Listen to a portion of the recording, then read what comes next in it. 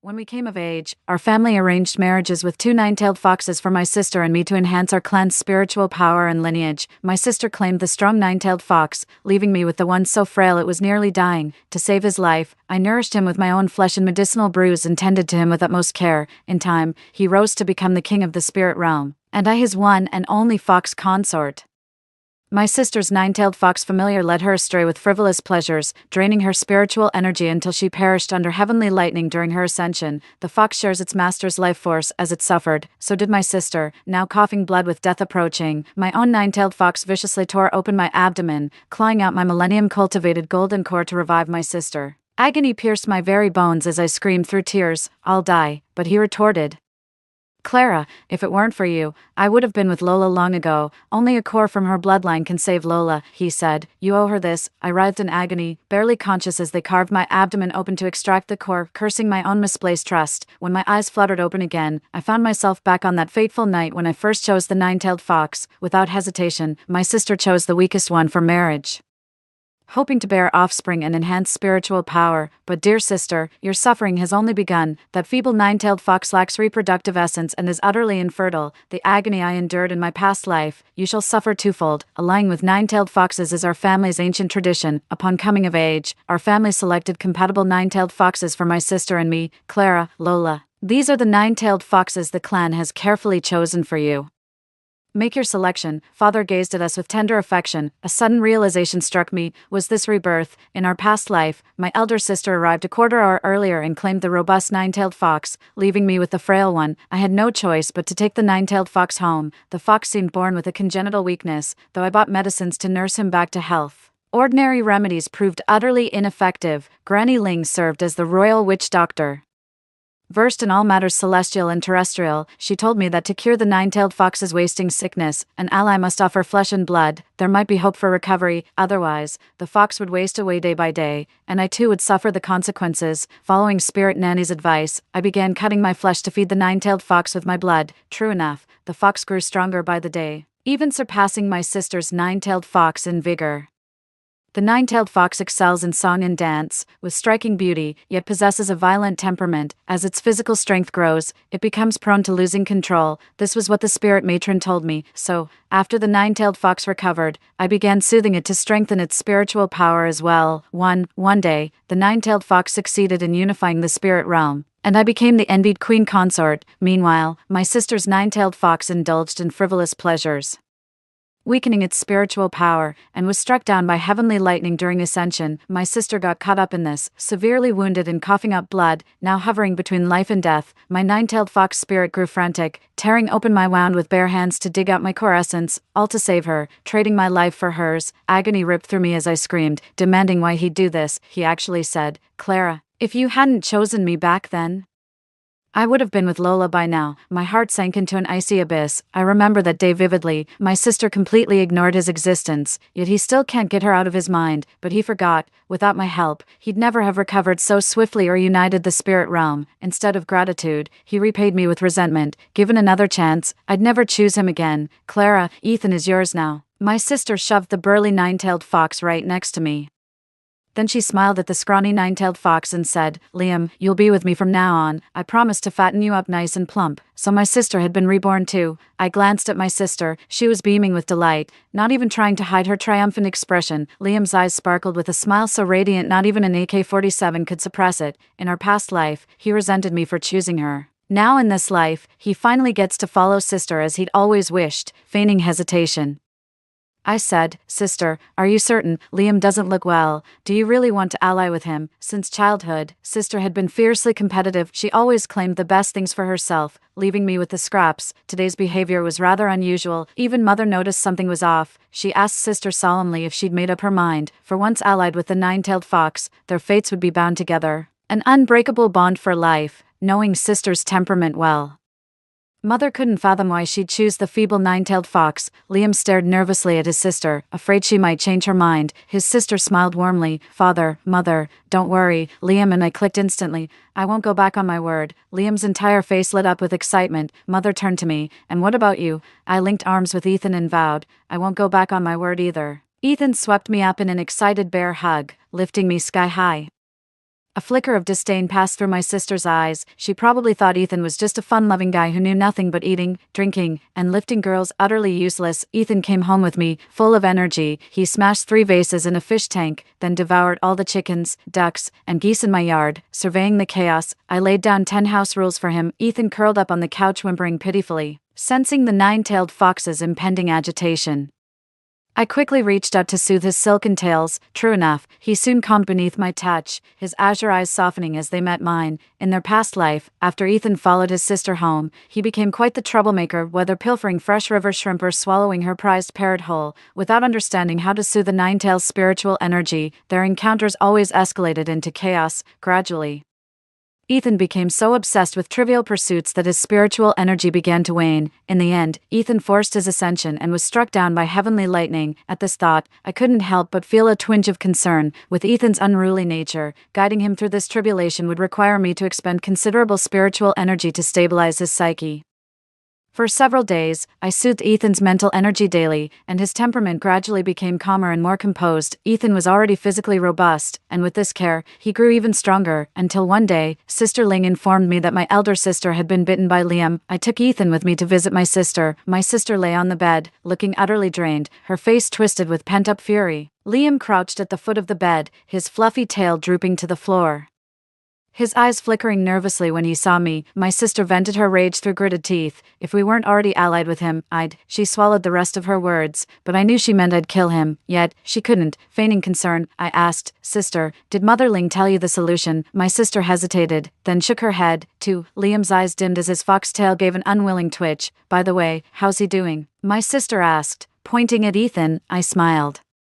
Ethan treats me very well. Come, show us a dance. Ethan obediently wagged his tail and began dancing. My sister watched in stunned silence. In his past life, Ethan was utterly mischievous. His sister couldn't control him no matter what. She tried training him in advanced dance moves, but Ethan lacked patience and never cooperated properly. But now, his sister's face kept shifting between pale and ashen. Seeing her distress and Liam's dejection, I quietly took Ethan away.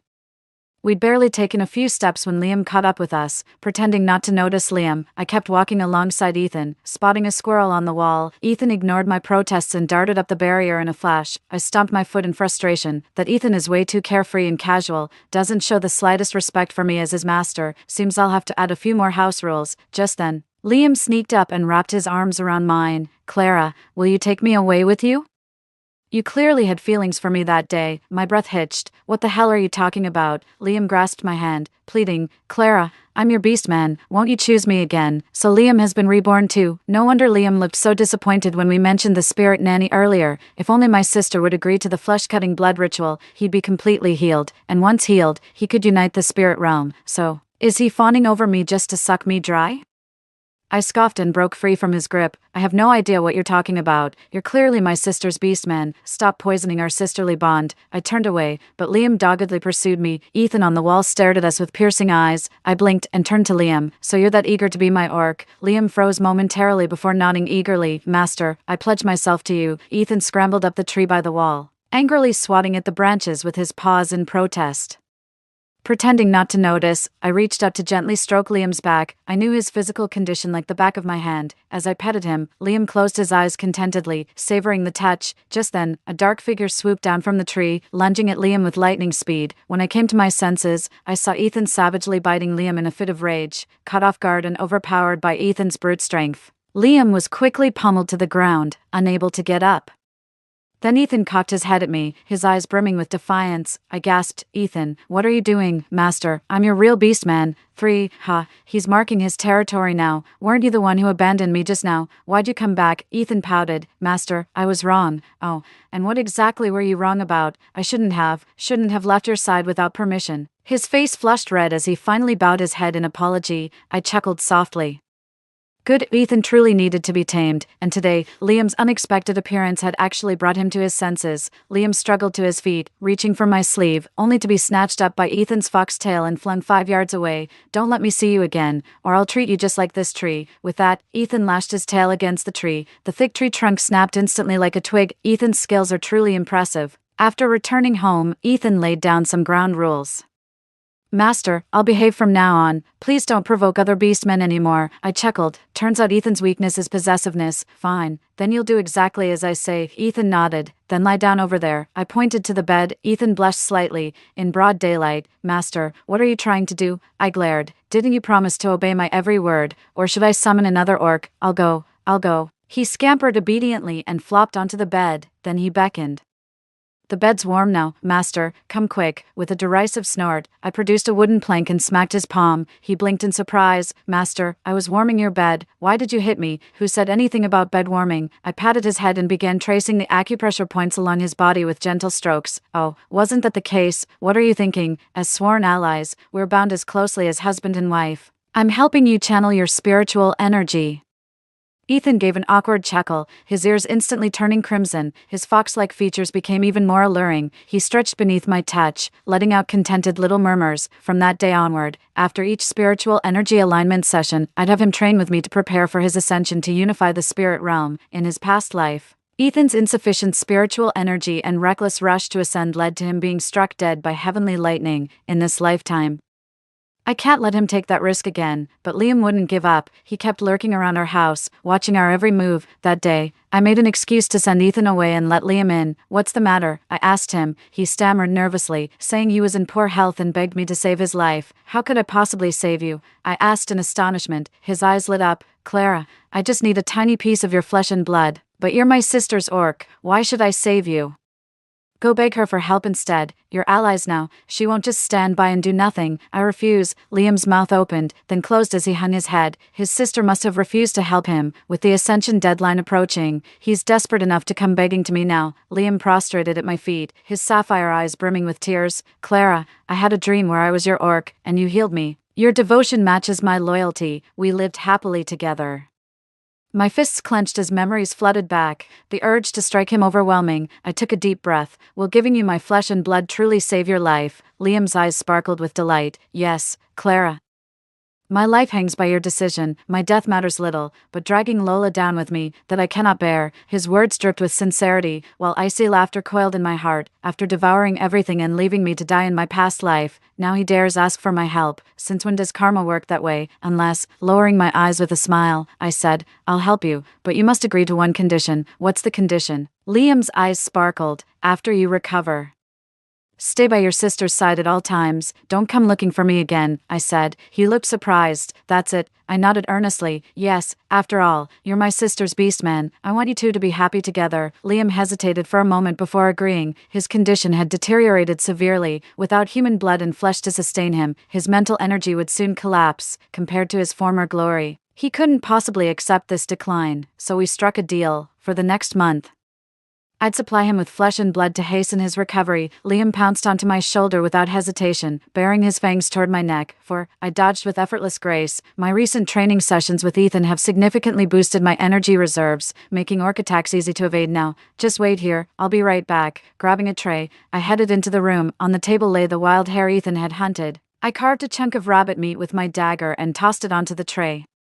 Still want to feast on my flesh and blood? Dream on. With a cold snort, I wrapped a cloth around my arm to feign injury before stepping out of the room. I handed the tray to Liam, grimacing in mock pain. Get lost. From now on, I'll deliver the meat to the garden every evening. Liam nodded eagerly and wolfed down the meat on his plate. This taste, he frowned slightly, feels somewhat familiar. Suddenly, he clamped his mouth shut. I sneered. Did you taste it in your dreams or something? He shook his head vigorously like a rattledrum. Clara, don't get me wrong. I was just speaking offhand, he said cautiously, watching me as if afraid I'd changed my mind. I'll never forget your tremendous kindness. With a frosty expression, I shoved him out the door. Who cares about his sweet talk? All I want in this life is to see him crushed by Ethan. The moment I left, Ethan came right back. Ethan sniffed the air and grimaced. Master, what's that stench? Who was here just now? Orcs have keen senses of smell. Nothing escapes their notice. I won't lie. It was Liam who showed up, but I chased him off. Ethan scowled with jealousy. Him again. Master, if he keeps bothering you, I'll pluck every last feather from his tail. He must have sensed Liam's ambitions, which made him deeply resentful of the guy. I laughed, plucking his tail feathers. That's child's play. Why not conquer the spirit realm instead? Then I could at least be your queen, once we form an alliance.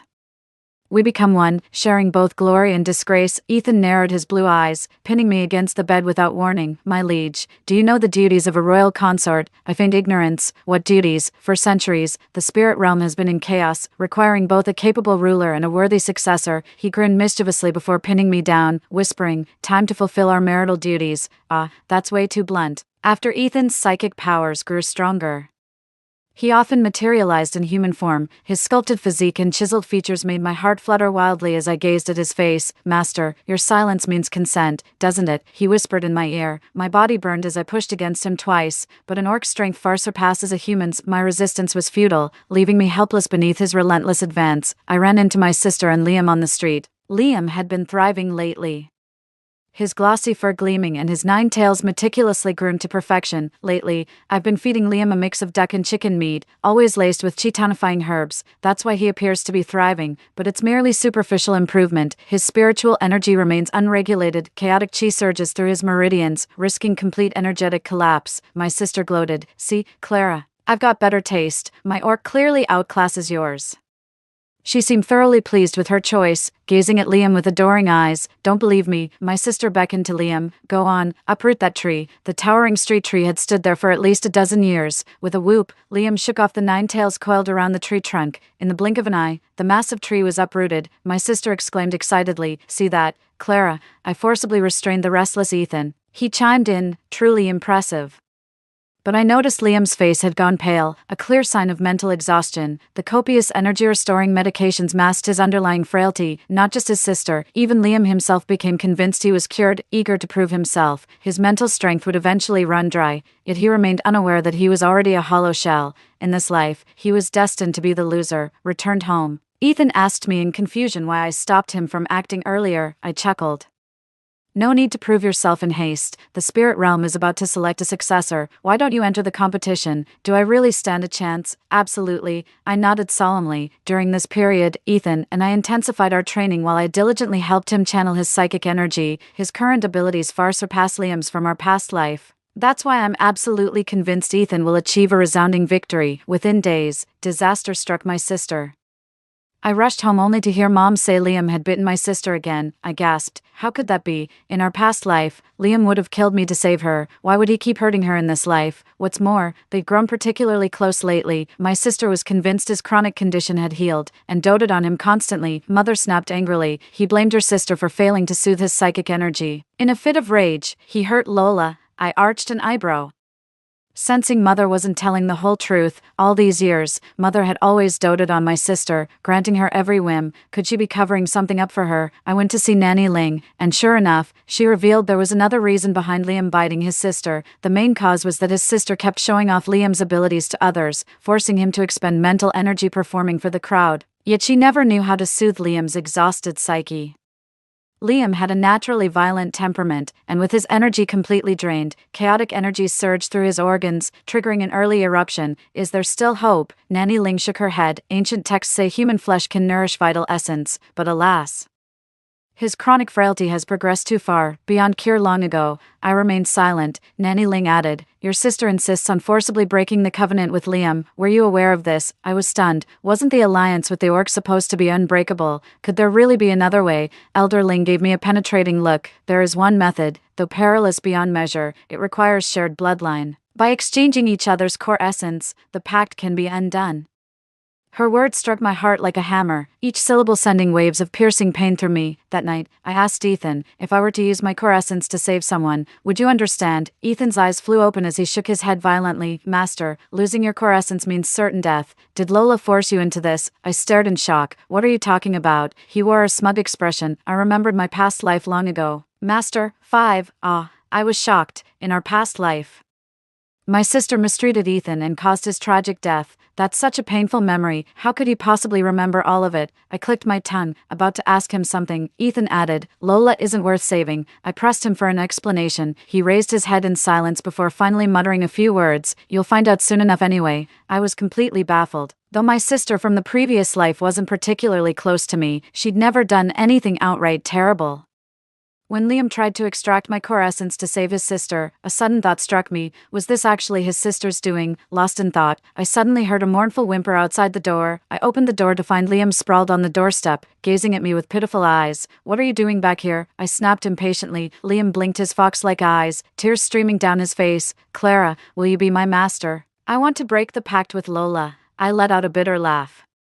Was breaking the pact my sister's idea? Is he here to sound me out in advance? Thinking I was interested, Liam tried to throw himself into my arms. Out of nowhere, Ethan leaped forward and kicked him flying. "Get lost. Who the hell do you think you are, making moves on my master?" Ethan pulled me behind him, his towering frame shielding me completely. Liam tumbled twice in midair with shrieks, then scrambled up to glare venomously at Ethan, but knowing he was no match for Ethan, he dared not make a move. Ethan declared arrogantly, "Go tell your master to abandon these crooked schemes, or I'll make you both regret the day you were born." With that, Ethan slammed the door shut, leaving Liam stranded outside. The next day, my mother stormed up to me in a rage. "So you've got eyes for Lola's orc, and you've been carrying on with him." I was stunned. "Mother, when did I ever?" "Lola saw it with her own eyes yesterday. Liam came looking for you again.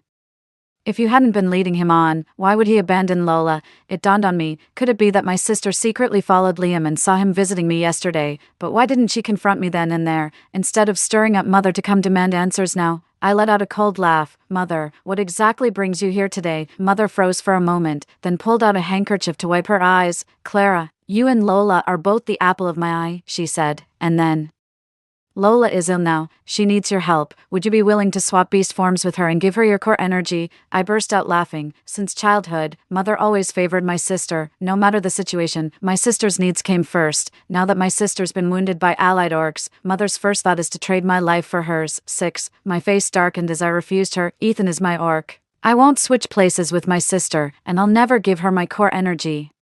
But I've got a solution." My solution was to feed Liam with my sister's flesh. As long as we could keep Liam calm, my sister's condition would naturally improve. Mother was deeply hesitant, but there simply wasn't a better alternative at the time. If we forcibly break the alliance bond, without my core essence, sister will surely die. Mother couldn't bear the thought, so she reluctantly agreed to give it a try.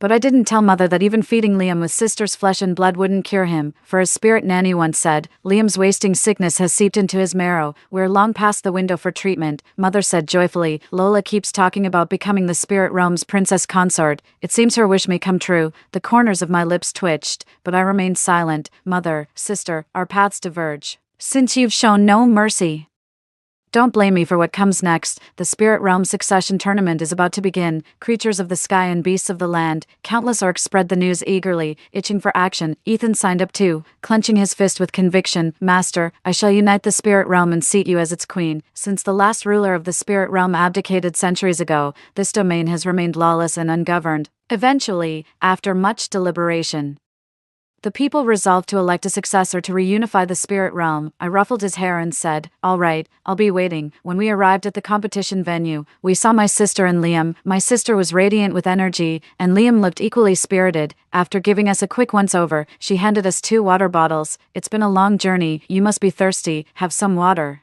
I smiled and passed it to someone else. "No need to trouble yourself, sis, we brought our own water." The person took the water and took a sip. My sister pursed her lips and turned her head away. Ethan took off his canteen, drank a few gulps, then handed it to me before leaping onto the viewing platform. As expected, Ethan advanced to the finals after the first round of competition. Liam also gave it his all and secured a spot in the finals. His sister couldn't contain her excitement, cheering wildly for Liam. But during the finals, Liam's agitation flared up. He lost the match and was even kicked off the viewing platform by his opponent. The sister gasped and rushed forward. Liam lay limp on the ground, blood trickling from his nose and mouth. Even one of his 9 proud tails had been severed. The sister turned pale. A broken tail signified waning spiritual power, stripping him of eligibility to succeed the spirit realm's throne. "No, this can't be true." My sister shook her head. Her eyes clouded with confusion, but he clearly unified the spirit realm. In his past life, Liam did conquer the spirit realm with my help, but now he hasn't even recovered from his illness. How could he possibly claim the throne as spirit lord? I shook her shoulders. "Sis, snap out of it." The crowd let out murmurs of pity, their gazes filled with compassion as they looked at her. Then, my husband on the viewing platform began clapping enthusiastically. The new successor of the spirit realm has emerged. I looked up to see Ethan waving his arm at me excitedly. He truly lived up to expectations. My sister has completely lost it. Despite being reborn and scheming relentlessly, her orc still failed to secure the successor's throne in the spirit realm. Mother's voice turned icy sharp. How could you be so cruel? Why would you betray Lola? My eyes turned icy. Mother. You're so focused on saving sister's life. Did you know losing my core essence would kill me? Mother gaped in shock. Impossible, your sister clearly said. I cut her off. Maybe mother was deceived by sister, but I couldn't bear hearing more about their scheming. The very thought made me sick. Before the match, sister gave me water laced with dissipating agent. I said quietly, she wanted to weaken Ethan's psychic power so he'd lose to Liam. This was what the spirit matron told me. Those orcs who drank the 2 bottles of water were too weak to climb the spectator stands, forced to watch the competition helplessly. Mother's eyes widened in shock. Ethan became the new successor to the spirit realm, while I became his princess consort, accompanying him to this mystical world. Here, free from mother and sister's schemes and worldly troubles, I spend my days watering flowers and playing with birds, living in pure bliss. But soon I could no longer lift the water jug, for I was with child. 7. Ethan was overjoyed, for a successor without progeny is unworthy to rule the spirit realm. Such was the fate of his predecessor. He would often caress my belly and whisper in my ear, how wonderful. With him, it feels like we have everything. Story 2. The virus mutated, and the end of the world came, with my good fighting skills. I protected my boyfriend and my cousin and fled all the way, finally. At the end of the 2nd year of the apocalypse, we arrived near the safe base, but then my boyfriend pushed me to block the zombies from my screaming cousin. In the end, I was torn apart alive by countless zombies. Before I died, my mother who disappeared after taking in my cousin's family flashed through my mind, the family heirloom that was borrowed by my cousin and lost, and the strange expression of a strange man, with a smile but also a look of regret. I opened my eyes wide and looked at my boyfriend who was running away with my cousin. My eyes were full of hatred. Finally, I closed my eyes heavily. At the same time, it seemed that an electronic voice sounded in my ear. 1. When I opened my eyes again, there were no ugly and ferocious zombies, nor that adulterer and adulteress who wanted my life. I was in the bedroom of the apartment where I had lived for a year next to S City University.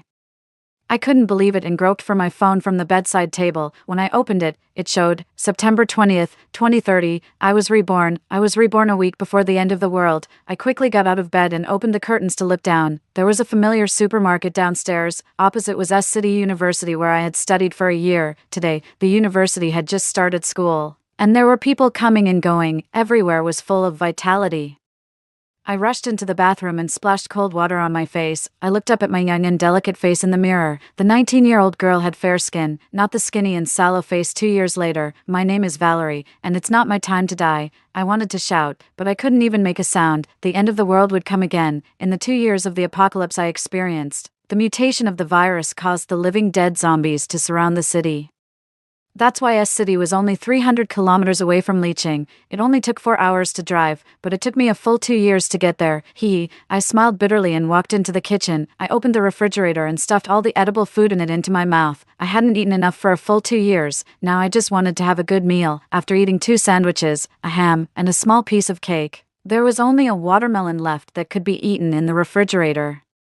I took out the fruit knife next to it and cut the watermelon in half. I accidentally cut my finger. These hands were no longer as rough and ugly as they were after 2 years of surviving in the apocalypse. The fair fingers bled nonstop from a small wound. The blood flowed onto the white jade ring on my middle finger. Suddenly, it went dark in front of my eyes, and I entered a space. The space was 5 times the size of the apartment I lived in. It was estimated to be more than 500 square meters. About 3 meters high, it was empty and had nothing in it. When I opened my eyes again, I was back in the kitchen, and the ring was gone. There was only a red dot where the ring was worn. I looked at the red dot in surprise, and the knife in my other hand suddenly disappeared. I shook my head and looked again, and the knife appeared in my hand again, a space like a chinquin bag. I picked up the watermelon next to it and tried. I thought put it away in my mind. And the watermelon disappeared again. Then I thought take it out, and sure enough, it appeared in my hand again. I laughed with excitement and finally understood why my boyfriend of more than 2 years pushed me to block the zombies for Vivian, because in my previous life, the white jade ring left to me by my father was lost after being borrowed by Vivian. I guess she got this opportunity and didn't want to return it to me. The reason why they kept me was that, first, I had learned Taekwondo and could resist the outside enemies to some extent. Second, I was quite good looking and was a famous beauty in the department of chemistry. In case someone had bad intentions, they would definitely set their eyes on me first. In my previous life, Valerie, was out of my mind and couldn't see clearly the duplicity of Vivian and Owen in this life, without my opportunity and me protecting them in front. I want to see what kind of end this adulterer and adulteress will come to. I quickly dealt with the wound. I didn't care about eating anymore and took out all my savings, 700,000 yuan in cash and 2 property certificates. My family condition was not bad. When I was a child, my father ran a jade store, and my mother was a nutritionist. Later, after my father died, my mother sold the jade store and raised me alone. My mother was the only relative I had in this world. In order to make my mother and I live better in the end of the world, I decided to sell the house and turn it into cash to stockpile food quickly. In fact, there should be 3 property certificates at home. One was the property certificate of the old house, which was given to my father by my grandfather. The property certificate of the villa in Liqing was with my mother. I only had the property certificate of the apartment my mother bought for me when I came to study in S City. And the property certificate of the house compensated after my father died in a car accident when I was in primary school. This property certificate was in my name, but Vivian's family was still living in this house. It was not easy for my mother to raise me alone. She always thought that it was easy for our mother and daughter to be bullied, so she hoped that my uncle could take care of us when we were bullied. And my good uncle directly took Vivian's family and moved into this compensated house. He said it was to help us look after the house, but in fact, he was taking advantage of us and wanted to occupy our family property. My mother didn't take the house back out of consideration for our relationship. This time, I decided to break off the relationship directly. I immediately called my mother. "Hello, Valerie, my dear." It was a familiar voice that I hadn't heard for 2 years. I suppressed my sadness and took a deep breath. My tone was very calm. "Mom, I miss you. I want to go home." "Oh, what's wrong, Valerie? Is someone bullying you at school?" "Mom, I'm fine. It's almost the weekend. I want to go home and see you. I will also buy some things and send them back. Please help me collect them. Besides, I saw several cases of burglary and murder online. I think the doors and windows at home are not strong enough and I don't feel safe, so I want to renovate the house. Mom, will you support me?" Okay. Mom will cook some delicious food at home and wait for you to come back." My mother, who always thought I had suffered, would agree to everything as long as I didn't do anything wrong. 2. I'm not sure if the end of the world will come early. I must go home early, but I can't send supplies home directly. To avoid being targeted by the renovation workers, I have to stockpile some supplies in S City before leaving. I only survived for 2 years in the end of the world. And I don't know what extreme challenges are waiting for us after 2 years. I need to buy everything. To save time, I contacted a reliable construction team in Liqing online. "Hello, master. I have a house in the villa area of Liqing that I want to renovate. I want to add an electric fence to the wall, reinforce the doors and windows, use 5-layer steel hardened glass for the windows, and install underfloor heating, a generator, and a water storage tank. I need it to be renovated within 3 days." The master looked speechless. "That's impossible. Many things need to be measured and we have to wait for the factory to deliver the goods. I'll triple the price." "Girl, 3 days is too rushed. Quadruple the price. Tell me the specific address, and I'll send someone right away." After doing all this, I paid a deposit of 200,000 yuan, remembering the days of lacking food and clothing in my previous life. I thought that Owen abandoned me immediately and ran away with Vivian because he knew about her space. When they secretly ate and stored food behind my back, I was enduring the cold and hunger. In this life, I must live a good life with my mother. The space was only 500 square meters, and I had to calculate every square meter carefully. Fortunately, it was high enough to stack things, worried about missing something. I made a shopping list for myself. 100 square meters for food, rice, cooking oil, noodles, bread, chocolate, biscuits, instant noodles, self-heating hot pot, meat, vegetables, fruits, dried goods, salt, seasonings, and all kinds of snacks. 100 square meters for water, barreled water, mineral water, domestic water, beverages, milk. 50 square meters for clothing. 1,000 sets of clothes and shoes for my mother and me for all seasons. I also prepared some styles for women, men, and children in case of need. I also added some quilt covers and warm keeping supplies. 50 square meters for medicine, common medicines for daily colds and fevers, injuries from falls, antibiotics, wind oil essence, cooling oil, alcohol, iodophor, disinfected gauze, Yunnan bio, etc. I placed orders in various pharmacies for both traditional Chinese medicine and Western medicine. For the medicines that couldn't be bought, I would collect them when the end of the world came. 100 square meters for daily necessities, toothpaste, toothbrush, paper towels, toilet paper, sanitary napkins, pots and pans, solid alcohol, gas, shampoo, shower gel, hand sanitizer, towels, insecticides, garbage bags, and extra-large trash cans. Among them, I set aside 20 square meters for weapons, baseball bats, crossbows and arrows, spiked clubs, fruit knives, military knives, anti-wolf spray, stun guns, entrenching shovels, etc. For the last 100 square meters, I decided to put a motorhome, an SUV, a motorcycle, and 3 speedboats, and fill them with gasoline and diesel. If I could fill this 500 square meter space that was 3 meters high, my mother and I could live a good life for 10 years in the end of the world. It was too time-consuming and laborious to stockpile supplies by myself. I directly rented a large warehouse in a remote area of Leeching online for 2 weeks. I also contacted 6 intermediaries and hired them for a week at a price of 10,000 yuan each. I gave each of them a purchase list for a category of supplies and asked them to contact the sellers in the large market and buy food, water, daily necessities, and clothing in units of 1,000. I also gave an extra 20,000 yuan to each intermediary who could buy medicines and gasoline. Medicines and gasoline were controlled items, and it was more troublesome to contact the sellers. It was reasonable to give more money. They couldn't buy a lot of medicines and gasoline. But I decided to stockpile some first and collect more when there was no control after the end of the world. There were many things I couldn't explain in detail. Following the principle that the more you say, the more mistakes you make, I told each intermediary, it's a purchase for the company, there is a budget of 1 million yuan, the quality needs to be guaranteed, and other things can be adjusted flexibly. The supplies need to be inspected and put into the designated warehouse within 3 days. Contact me after the things are confirmed. I will pay the deposit, and I will pay the remaining balance and the intermediary fee after the supplies are put in storage. I don't know if the intermediaries are trustworthy, but this is the fastest way to collect supplies that I can think of in the shortest time. Of course, I know that buying so many things will arouse suspicion. I don't plan to meet any of the intermediaries. After using the space to take away the supplies, when the end of the world comes and the network is completely cut off, who will have the time to check? There are many things to prepare. The construction team will be at home these days. To avoid suspicion, I only ordered some outdoor supplies like ropes, backpacks, masks, and protective clothing online. I put all the things in the apartment into the space and made an appointment with the intermediary to sell the 2 houses in my name first.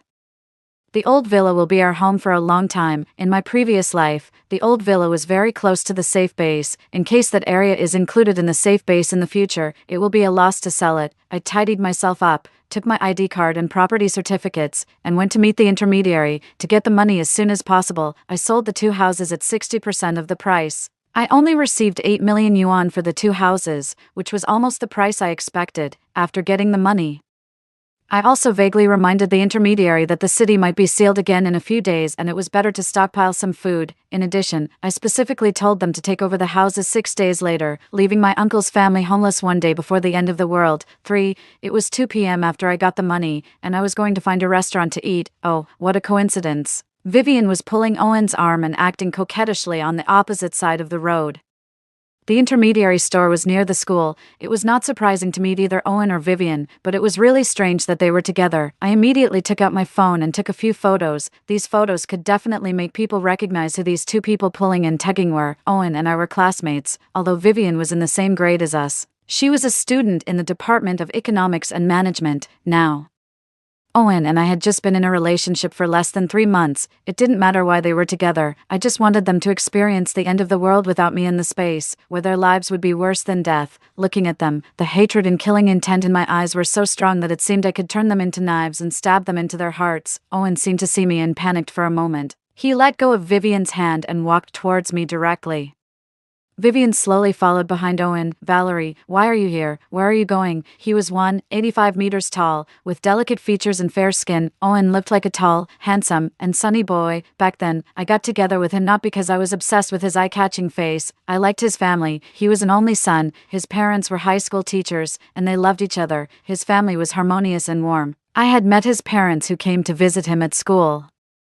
The family atmosphere was like a beam of light shining into my life that lacked fatherly love since I was a child. After meeting his parents, I almost didn't hesitate to agree to be his girlfriend. Unfortunately, it was all just an appearance. It's not the time to take revenge yet, but I could at least get some interest. I closed my eyes, and the hatred in my eyes turned into anger, looking at my angry eyes. Owen thought I misunderstood him. I was going to find you with Vivian. Slap.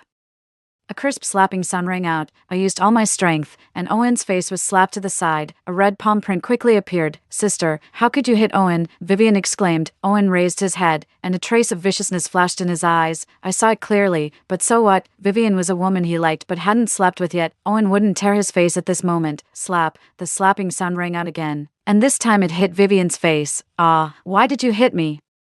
Vivian stared at me hatefully, then she seemed to think of something and quickly lowered her head and started crying softly. "Owen, we're breaking up." After saying that, I turned around and left. I didn't want to waste time with this adulterer and adulteress. Owen quickly ran up and grabbed my hand. "Valerie, are you misunderstanding me and Vivian? There's nothing between us, we just happened to meet." Vivian said she wanted to go to your place to find you together.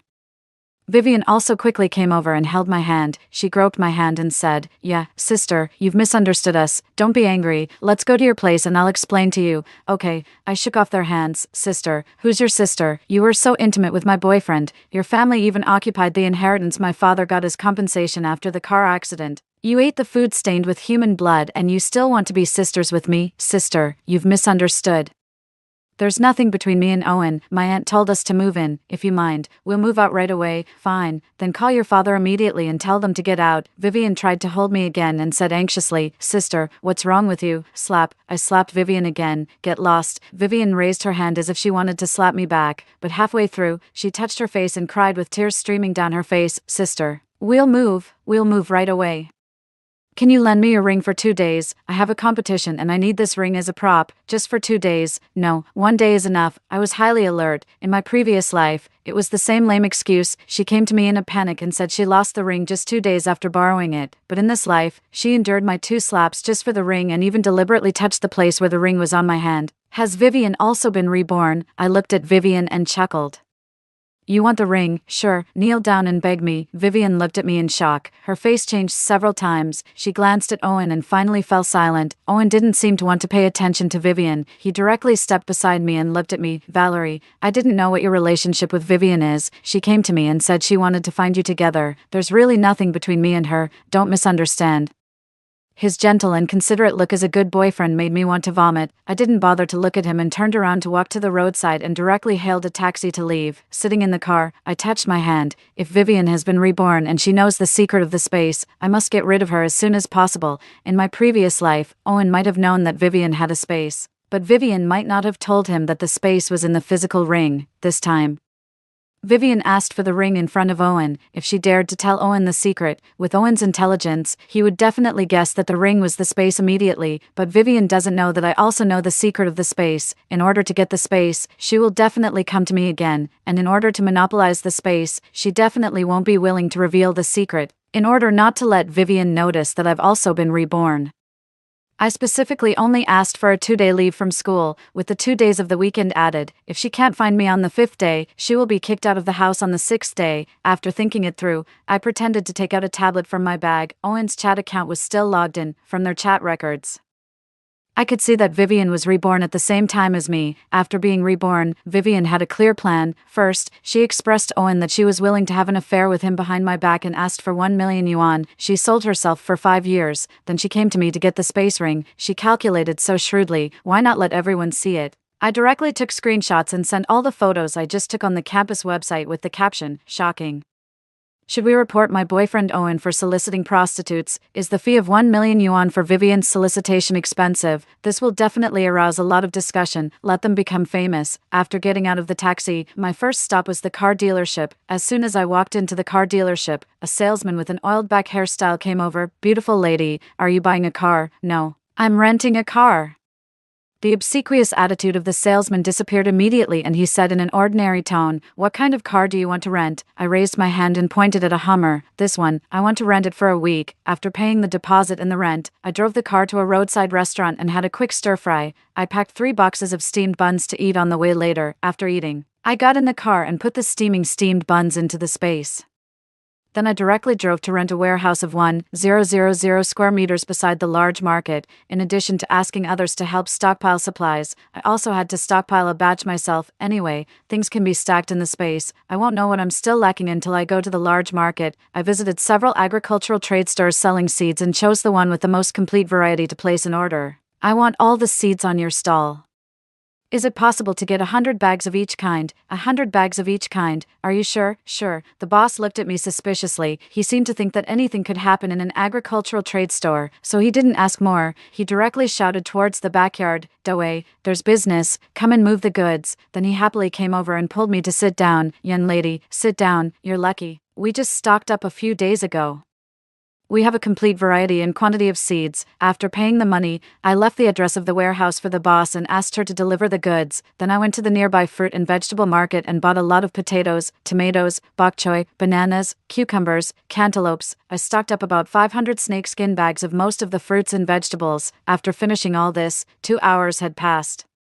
I took out the steamed buns from the space and was pleasantly surprised to find that the buns were still steaming hot. The time in the space is frozen. I immediately called several restaurants that I usually like and ordered 500 servings of each of my favorite dishes. I made an appointment for them to deliver to the warehouse at 10 p.m. and repeatedly confirmed with the merchants that the food should be hot. Then I went to order 500 servings of various grains, oils, and seasonings.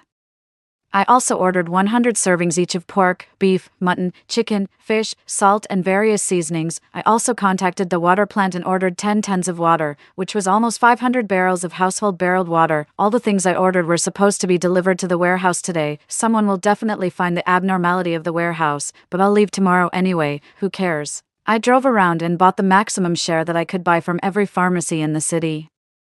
I also bought some baseball bats, watermelon knives, kitchen knives, crossbows, stun guns, entrenching shovels, and other weapons. On the way, I successively received calls from the intermediaries asking for the deposit. By the time I paid the deposit, bought the medicine, and returned to the warehouse, it was already 11 p.m. I asked the person guarding the warehouse to leave in advance. I took out the key from the mailbox beside the warehouse and opened the door. Looking at the warehouse full of stacked supplies, I felt an indescribable sense of satisfaction. After collecting all the supplies, I closed the warehouse door and casually threw the warehouse key on the car. I was ready to drive the Hummer back to Licheng. For less than 30 minutes after leaving the city and getting on the highway, there were several gunshots coming from the front. There were also gunshots on the right side. I stepped on the brake urgently, but I still couldn't avoid crashing into the large truck parked across the road in front of me. A hoarse and ear-piercing scream broke the silent night. "It's a zombie." Before I could react, a zombie that jumped out from somewhere directly hit the front glass of the Hummer with its head. Its grayish-white face was stuck on the glass and it roared at me ferociously, in fear. I took out a fruit knife from the space and stabbed it straight into the zombie's head. Then I quickly took out a backpack from the space, pushed open the car door and climbed out. More intensive gunshots rang out. I quickly ran backward. A harsh braking sound sounded in front of me. I quickly ran closer and opened the passenger door and got in. "Retreat quickly. There are zombies ahead." Before I finished speaking, the car started again and drove quickly towards the national road beside us. I looked back through the rearview mirror. It was the army. The army was clearing the zombies. The zombies appeared so early. In my previous life, I heard that the virus mutated in a research laboratory deep in the mountains of Yusur near S City. The mother virus escaped. Once bitten, the virus would spread through body fluids and ordinary people would quickly turn into zombies. Ordinary zombies also have the ability to spread the virus, and the newly bitten ordinary zombies have similar visual, olfactory, auditory, and motor abilities to normal humans.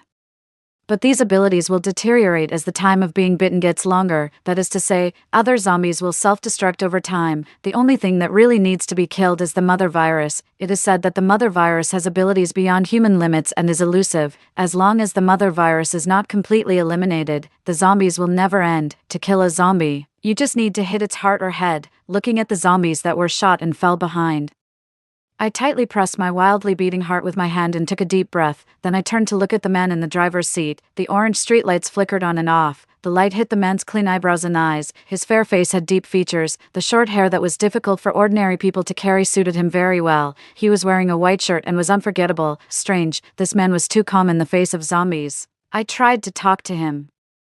"I'm Valerie, thank you just now." The man was silent for a while. His dark pupils glanced at me indifferently and his clean and deep voice sounded, "Trevor, you're welcome. Wait, why does this name sound so familiar? But I really can't remember where I heard it. Are you going to Licheng? My car was damaged just now. If you're going to Licheng, can you give me a ride? I can pay for the fare." "Yeah." Before I could talk to him more, dense gunshots rang out again from behind. I looked back and two military trucks rushed towards our direction, listening to the roars of the zombies. This time it was obviously not the army chasing the zombies, but the army being chased by the zombies. Trevor stepped on the gas pedal to the bottom. The military truck's performance was obviously better. Soon, one military truck overtook our car. A soldier with a wheat-colored complexion on the military truck stretched out his hand from the car window and motioned for us to drive the car into the gas station not far ahead. As soon as the car entered the station, everyone desperately ran towards the service supermarket behind the gas station. At this time, there were no other people in the gas station except the two gas station employees. As soon as we entered the supermarket, a young soldier got out of the military truck and ran towards us. He spoke very quickly. "We're going to lead the zombies to the gas station and blow it up. You guys leave from the back quickly." They were going to blow up the gas station. Did they plan to die together with the zombies? "Give me a gun, I can use it." Trevor's expression was quite calm. The young soldier directly threw the gun in his hand to Trevor and quickly took out another one from his waist. In the face of zombies, what were prohibited items? It was already good to be able to survive. Trevor took the gun and pulled me to run towards the back of the supermarket. Two gas station employees and two soldiers ran with us. At this time, another military truck crashed into the supermarket door. I turned around and saw a swarm of zombies following behind the military truck. Among them, there was a male zombie with his upper body bare. His whole body was blue. He jumped onto the military truck in one step. Several soldiers got out of the military truck and rushed into the supermarket. Two of the soldiers only had time to get out of the military truck and were immediately knocked down and overwhelmed by the swarming zombies. Trevor shot at the head of the blue zombie and hit it right in the eye. A shrill scream sounded. Trevor quickly pulled me over the back wall of the supermarket and ran towards the small river not far behind. Dense gunshots rang out. Boom. There was a loud explosion. The shockwave of the explosion pushed us into the river. Boom, boom, boom. The gas station exploded for the second time. I felt someone holding me tightly in the river. The next moment, a burning pain came from my head and I lost consciousness. 5. In a daze, I saw the dilapidated Inuan villa area in Licheng. In my villa, there were only my uncle with a sallow face and my cousin. Where was my mother? I searched every room in the villa but couldn't find my mother. My uncle mumbled that my mother and my aunt went out to find food together one day and never came back. I stared into my uncle's eyes and questioned him. "Since there's no food, how did you two survive?" The next moment, there were white and blinding bones behind the villa in front of my eyes. I broke out in cold sweat all over my body and suddenly opened my eyes. I saw a completely strange bedroom. There was a slight pain in my hand. I turned my head and saw Trevor taking out the needle of the intravenous drip for me. "You're awake. Do you want to drink some water?" Trevor picked up the water beside him and handed it to me. "Thank you." I took the water and drank 2 sips. I raised my hand and rubbed my sore head. Someone knocked on the door twice and came in with a bowl of porridge. "The little sister is awake. It seems that the medicine your friend risked to find last night was very effective."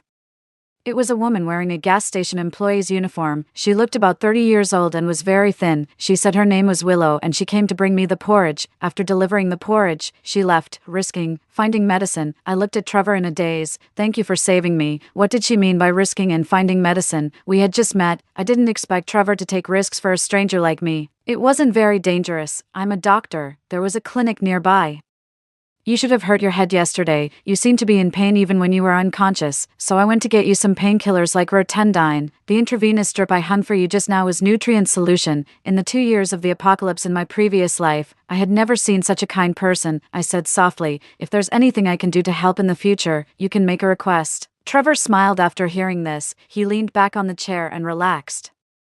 "Don't you remember who I am at all?" I was stunned. "Do we know each other?" I thought carefully. The memories of the 2 years of the apocalypse in my previous life were too deep. There was no such person in my other memories either. Trevor saw that I really couldn't remember and took the initiative to say, "When we first met when we were children, you were crying and holding on to me. I didn't expect you to be joking." Seeing that I didn't believe him, Trevor said again, "My grandfather also lives in the Inuan villa area. We were neighbors when we were children. When you were in the 3rd grade of primary school, I was in the 6th grade. I often took you to school together. I followed my parents to Pingching in the capital to study after graduating from primary school. I rarely came back later. Don't you remember me or didn't you recognize me?" I recognized you at a glance. I thought about it seriously, but I couldn't remember anything. I only vaguely felt that the name Trevor was familiar, but I still tried to call out, "Brother Trevor." Trevor briefly told me what happened after I passed out, after the explosion stopped. When we came out of the river, we had been washed away from the gas station. The 6 of us had some scratches more or less, but I was the only one who passed out because I was hit by a panel. The gas station and its surroundings had been flattened. The flames were blinding. But before we could feel sorry for the soldiers, we saw that the people who were awakened by the explosion and came out to check the situation all turned into zombies one by one. That explosion took away all the other zombies at the gas station, but the mother virus didn't die. After escaping from the explosion, it vented its anger on the nearby residents like a madman, according to the 2 soldiers who escaped with us. The research direction of the Usher Research Institute at that time was human body transformation. The mother virus might have extremely strong recovery ability. These 2 soldiers were communication soldiers in the army. One of them was the soldier with a wheat-colored complexion who gestured to us on the national road. His name was Aaron. The other soldier, who was slightly taller, was named Adrian. They were the only 2 who evacuated in advance among the soldiers. We never expected that the zombies couldn't be solved at all. We were still near the gas station at that time. The zombies spread too fast, and we didn't have time to go out. We could only knock on the doors of the nearby residents, but the changes made people vigilant, and almost no one was willing to open the door for us. If it wasn't for Grandpa Adam's kindness, all of us would have died outside. We were currently living in Grandpa Adam's house. It was a simple 2-bedroom and 1 living room house. The child's parents were working outside. Currently, only Grandpa Adam, who was 64 years old, and his 7-year-old grandson were at home. After listening to Trevor, I finished the porridge in my hand. I gently opened a corner of the curtain. It was already getting light. Sensitive zombies were wandering in all directions on the road. I couldn't speak for a long time. Just now, Willow said that Trevor risked his life to go out and find medicine for me. How could the 2 words "risked his life" describe it? Fortunately, this wasn't the city center, and there were no dense crowds of zombies that couldn't be seen the end of. I put down the curtain and looked at Trevor and said softly, "Brother Trevor, thank you for risking your life for me. When I went to find the medicine, it wasn't as dangerous as it is now. You don't have to keep thanking me." I suddenly remembered that the zombies broke out early. Would there be danger at home now? Brother Trevor, is my bag still there? I want to call my mom. Trevor handed me the backpack and said, "The signal is cut off, and you can't get through on the phone. I have to leave here and go home." Brother Trevor, what are your plans next? I'm going to Inuan in Leeching. I originally planned to go back to Leeching to celebrate Grandpa's birthday. Then let's get ready and leave. Trevor nodded and went out to inform the others. I quickly packed up, put on my backpack, and went out. Everyone was already ready. The 2 soldiers, Aaron and Adrian, were going to the military base in Leeching.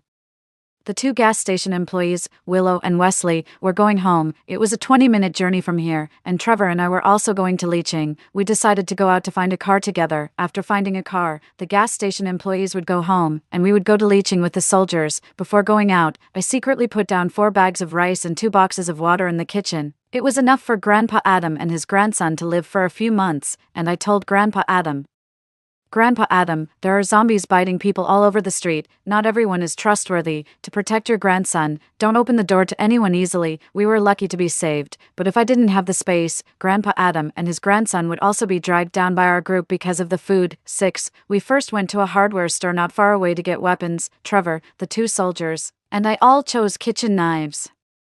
Wesley and Willow didn't dare to take knives and chose steel pipes. To avoid all the zombies surrounding us, no one dared to use a gun. The 2 soldiers walked in front with knives. Trevor and Wesley walked on the left and right sides respectively. Willow and I walked in the middle. Although the zombies were agile, fortunately, we were near the national road, and there were not many people or zombies. As long as we overcame our fear of the zombies, it wasn't that difficult to kill them.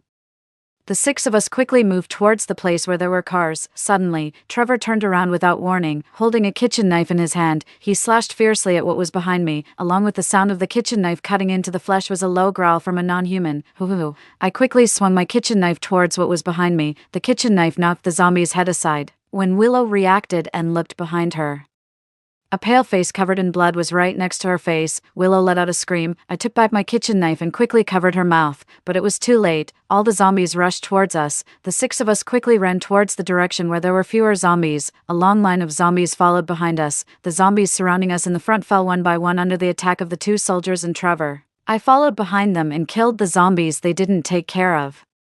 The zombies behind were about to catch up. Willow screamed again when she saw the zombies pouncing in front of her, and Wesley had hidden between the soldiers and Willow. I quickly pulled Willow to one side and took care of the rear. To kill the zombies with one blow, I slashed at the zombies' necks with each knife. The zombies' heads were their weak points, and so were their necks, although each blow was accurate. Unfortunately, after a long time, strength was my weak point. And the knife's edge was curled. I swung the curled kitchen knife in my hand expressionlessly. I wasn't willing to die here after being reborn. At this time, several gunshots came from behind. Immediately, more intensive gunshots rang out. The zombies were stimulated by the gunshots and moved faster. Suddenly, a hand pulled me to the left with force. It blocked the zombies, looking at the zombies pouncing in front of me.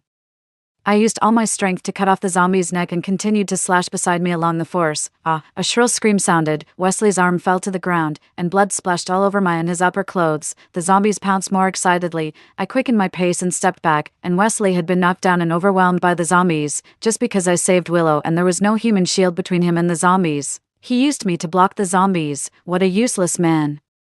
Did he think women were weak and could be bullied? In my previous life, I was pushed into the zombie horde once. How could I not be on guard in this life? The army is here. Willow seemed to not see the dead Wesley and looked towards the direction of the army in surprise. Trevor glanced in my direction, seeing that I was okay. He didn't say anything. The group of us accelerated the speed of clearing the zombies, but among the zombies, I saw Wesley, who had been knocked down by the zombies. He was covered in blood, and his grayish-white eyes that had obviously turned into a zombie stared at me. I was shocked. Before I could react, I saw Wesley pounce towards me faster than the other zombies. Obviously, Willow was closer to Wesley. I quickly took out a new kitchen knife from the space and slashed at Wesley's neck. Then I continued to run backward. I turned my head and saw that Wesley had completely fallen. 7. A dozen military trucks could be seen ahead. The soldiers wearing green camouflage uniforms were standing on the roof of the trucks and shooting at the zombies in an orderly manner. Strangely, each shot didn't hit the zombies' heads, and no blood flowed out. The zombies lay quietly on the ground. The zombies in the middle of the road were also moved to the side of the road by the soldiers. This scene was very strange. The two soldiers should have been called to ask questions. Trevor, Willow, and I were taken onto a military green truck heading out of the city. Through the car window, it was obvious that this section of the national road had been blocked off. It was not easy to get off the truck. We were taken to a shed for a full-body examination and questioning. After being quarantined for 24 hours, we signed a national confidentiality agreement and were released, until now. I finally understood why I thought the end of the world would come in a week, but I met the zombies so early. It turned out that the country had already made the greatest efforts, and from shooting to besieging, there were some secrets about these zombies. The journey on the road had been delayed for 2 days. The time left for me was not much, and today was also the time to check the supplies, after being released from quarantine. I told Trevor my concerns about the zombies and prepared to buy more supplies. We separated and went our own way. I rented a car again and drove directly to the warehouse I rented before. I didn't meet the intermediaries. It was all online transactions. After the last batch of supplies was put into storage, I handed over the balance and the warehouse password to the intermediaries online, and this deal was over. After everyone evacuated, I drove around the warehouse to observe it and then entered the warehouse to collect the supplies with the space. After collecting the supplies, I always felt that there was a burning gaze staring at me from behind. I looked back, but there was nothing. Was I exposed? I quickly left the warehouse and drove around the warehouse again to observe. Still, I found nothing. I couldn't be sure if there was someone or it was just an illusion. I didn't care so much. I would go home to see my mom first.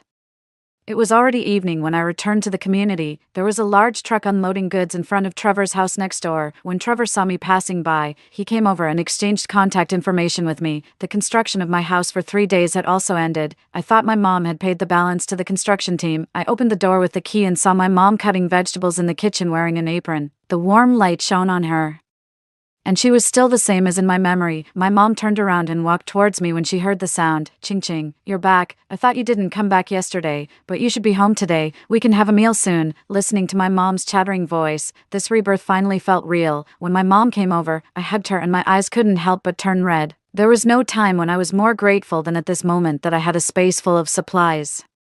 The end of the world would still come, but I could take my mom and rewrite our destiny. After tidying up and having a meal, I pulled my mom to sit down. Mom, I want to tell you something. Although it's absurd, you must believe me. I told my mom everything that happened in my previous life without hiding anything. At first, my mom thought I had a big dream and hugged me to comfort me, until I showed my mom my space ability. The national road to leeching is already in chaos. In 4 days, the virus will break out completely. Mom, you have to believe me. My uncle and his family really killed us. I don't ask you to take revenge. I just need you to ignore them. Listening to my choking voice, my mom's throat tightened. Finally, she said with difficulty, Ching Ching, Mom believes you. No matter what happens in the future, Mom will stand by your side. 8. In the afternoon of September 26, 2030, Vivian's family was finally driven out of the house. Vivian didn't have much money in her hand. Her parents wouldn't believe the so-called end-of-the-world statement. All Vivian could do was try to stockpile food at home. But no matter how much food she stockpiled, she didn't have a house. These foods would only become their death warrants. Vivian's family appeared in front of my house with big and small bags of luggage and a pile of food that was obviously stockpiled by Vivian when she went home. They banged on the door. Just listening to the sound was enough to show how angry they were. I picked up a baseball bat and hit Vivian's father's hand that was knocking on the door. Vivian's father was startled and quickly stepped aside to avoid it. The baseball bat narrowly missed his hand, but before he could be lucky, out of the corner of his eye, he saw the baseball bat hitting towards his head. Vivian's father hurriedly hid behind his son. Theodore, murder. You're worse than an animal. You even want to kill your own uncle. The old ones are despicable, and the young ones are also despicable. On the 6th of last month, I saw you checking into a hotel with another woman at the Binley Hotel. A few days ago, I saw Vivian flirting with my boyfriend. The upper beam is crooked, and the lower beam is also crooked. Get away from here, or I'll let you know what it means to be worse than dead. When I mentioned the Binley Hotel, my uncle obviously became guilty. But his anger quickly replaced it. He raised his hand to grab my baseball bat. I turned around and took out a kitchen knife from behind. Out of the corner of my eye, I saw my aunt's expression change from doubt to shock, and then her eyes turned red. It seemed that she thought of something. I stepped back behind the door and closed the door with force. I learned this news from Vivian in my previous life when she pretended to be pitiful and revealed it to me. The whole family knew about it, except my aunt. But from my perspective, my aunt, who was the most active in occupying my family's property and thought that my family only had me and my mom left and that my cousin should inherit the family business in the future, wasn't worthy of pity. It didn't matter whether my aunt believed it or not. What was important was to plant the seeds of doubt and make their family fall apart from the inside. The sound of their argument came from outside the door. Soon they knocked on the door again. I have something very important to tell you. I have something that can save our lives. Vivian's anxious voice sounded outside the door. I directly hung a loudspeaker on the door. My uncle, Tobias, occupied the family property. Tobias cheated on his wife at X hotel on X month X day. My cousin, Vivian, seduced my boyfriend, and they still dared to come to the door to grab the ancestral house. As soon as I hung up the loudspeaker, my uncle slapped Vivian. Why did you seduce her boyfriend? If it wasn't for you, would she have sold the house? Before Vivian could defend herself, Trevor came with the property management to drive them away and directly said that he had called the police, forced by the property management's eviction and the ridicule of the onlookers in the villa area. Vivian's family dragged their big and small bags and a lot of food and went to a hotel outside the villa area in full view. I then brought a basin of chicken cooked by my mom from home and sent it to Trevor's house to express my gratitude. That night, Vivian sent me a friend verification message. I've called Owen over. We can explain to you. Can we meet? That's exactly what I want. I directly approved her friend request and replied, "What's between me and Owen? When did you have the right to call him, act crazy? The more unreasonable I am, the more normal it is. It's really a misunderstanding. You can hit me or scold me, but I just want to clear up the misunderstanding. Really, tie Owen up and let me vent my anger. Okay, as long as you're willing to lend me the ring." After 12 o'clock at night, I went to the hotel. Owen had come from school in the afternoon and was staying in the room next to Vivian's family. Knowing that the end of the world was coming, Vivian was quite generous and directly booked a penthouse suite in the hotel. As soon as I knocked on the door, Owen opened it. When he saw me, he immediately came to hug me. I dodged into the room. Vivian was sitting at the table and warmly greeted me. "Sister, you're finally here. Are you thirsty? Have a glass of water first." I looked at Vivian coldly. "Didn't you say you would tie him up for me to vent my anger? What, can't you do it?" They exchanged a glance. Owen closed the door and came to hug me again. I took out an electric stun baton from the space with my hands behind my back and stunned Owen directly. Vivian stared at me in surprise. The space. Before she could say anything more, I kicked her to the ground. I used all my strength for this kick. Vivian almost fainted from the kick. After calming down for a while, Vivian stared blankly at the ceiling and muttered, "Why? I've been reborn, and now you're here to stop me. You've been reborn, and is this all you can do?" Vivian's face turned pale with anger. "What do you know? I'm not like you. I have no money, so I can only borrow from Owen. After you sent the chat records to the school network, Owen didn't want to lend me money anymore. I told him the end of the world was coming and asked him to stockpile food, but he didn't believe me at all.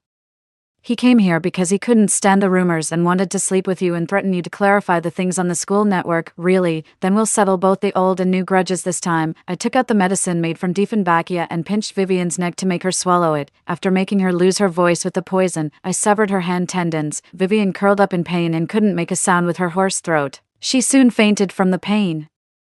The grudges from the previous life end here. As for the grudges in this life, I picked up the water that Vivian prepared for me on the table and made her drink it. I kicked Owen, who was lying on the ground, made a 10 cm long wound on each of his calves, tied him up and hung him on the second floor. The blood from the wounds dripped to the ground along his calves. When he woke up, there would be a surprise waiting for him. I took out the surveillance cameras and installed them in the room and the corridor. Then I climbed from the outer wall of the hotel to my uncle's room next door, installed a surveillance camera above the window, and sent out a drone to monitor at all times. After doing all this, I went home, at 2 a.m. on September 27, 2030. In the surveillance footage, Vivian woke up. Her face was flushed. She struggled to get up from the ground, opened the door with her body, and kicked the door of the next room. Seeing her disheveled look, Vivian's parents immediately called 110 and 120, but no one answered. Finally, they called 2 hotel staff and a security guard to go to the hospital together. However, the smell of blood on Owen had already attracted some zombies. Under the cover of the night, the zombies had come downstairs of the hotel. Yes, the national end of the world came again, 3 hours ago. The zombies had spread rapidly around with the national road as the center. Vivian was helped into the car. In a daze, she saw 5 or 6 people on the ground gnawing on something. 2 of them noticed them and were about to stand up. Vivian woke up instantly and struggled to get out of the car and rushed into the hotel. Vivian's father and Vivian's mother were wondering what was going on when a sharp scream suddenly burst out in their ears. The 2 hotel staff were being gnawed on by the zombies, and other zombies were running towards Vivian's father and Vivian's mother. Vivian's father pushed Vivian's mother towards the zombies and fled back to the hotel with the security guard. 6 people went down, and only 3 came back, and it was highly likely that the hotel lobby couldn't be defended. Back on the top floor of the hotel, Vivian's father and the security guard collapsed on the ground. Vivian couldn't hold on any longer because the medicine was taking effect.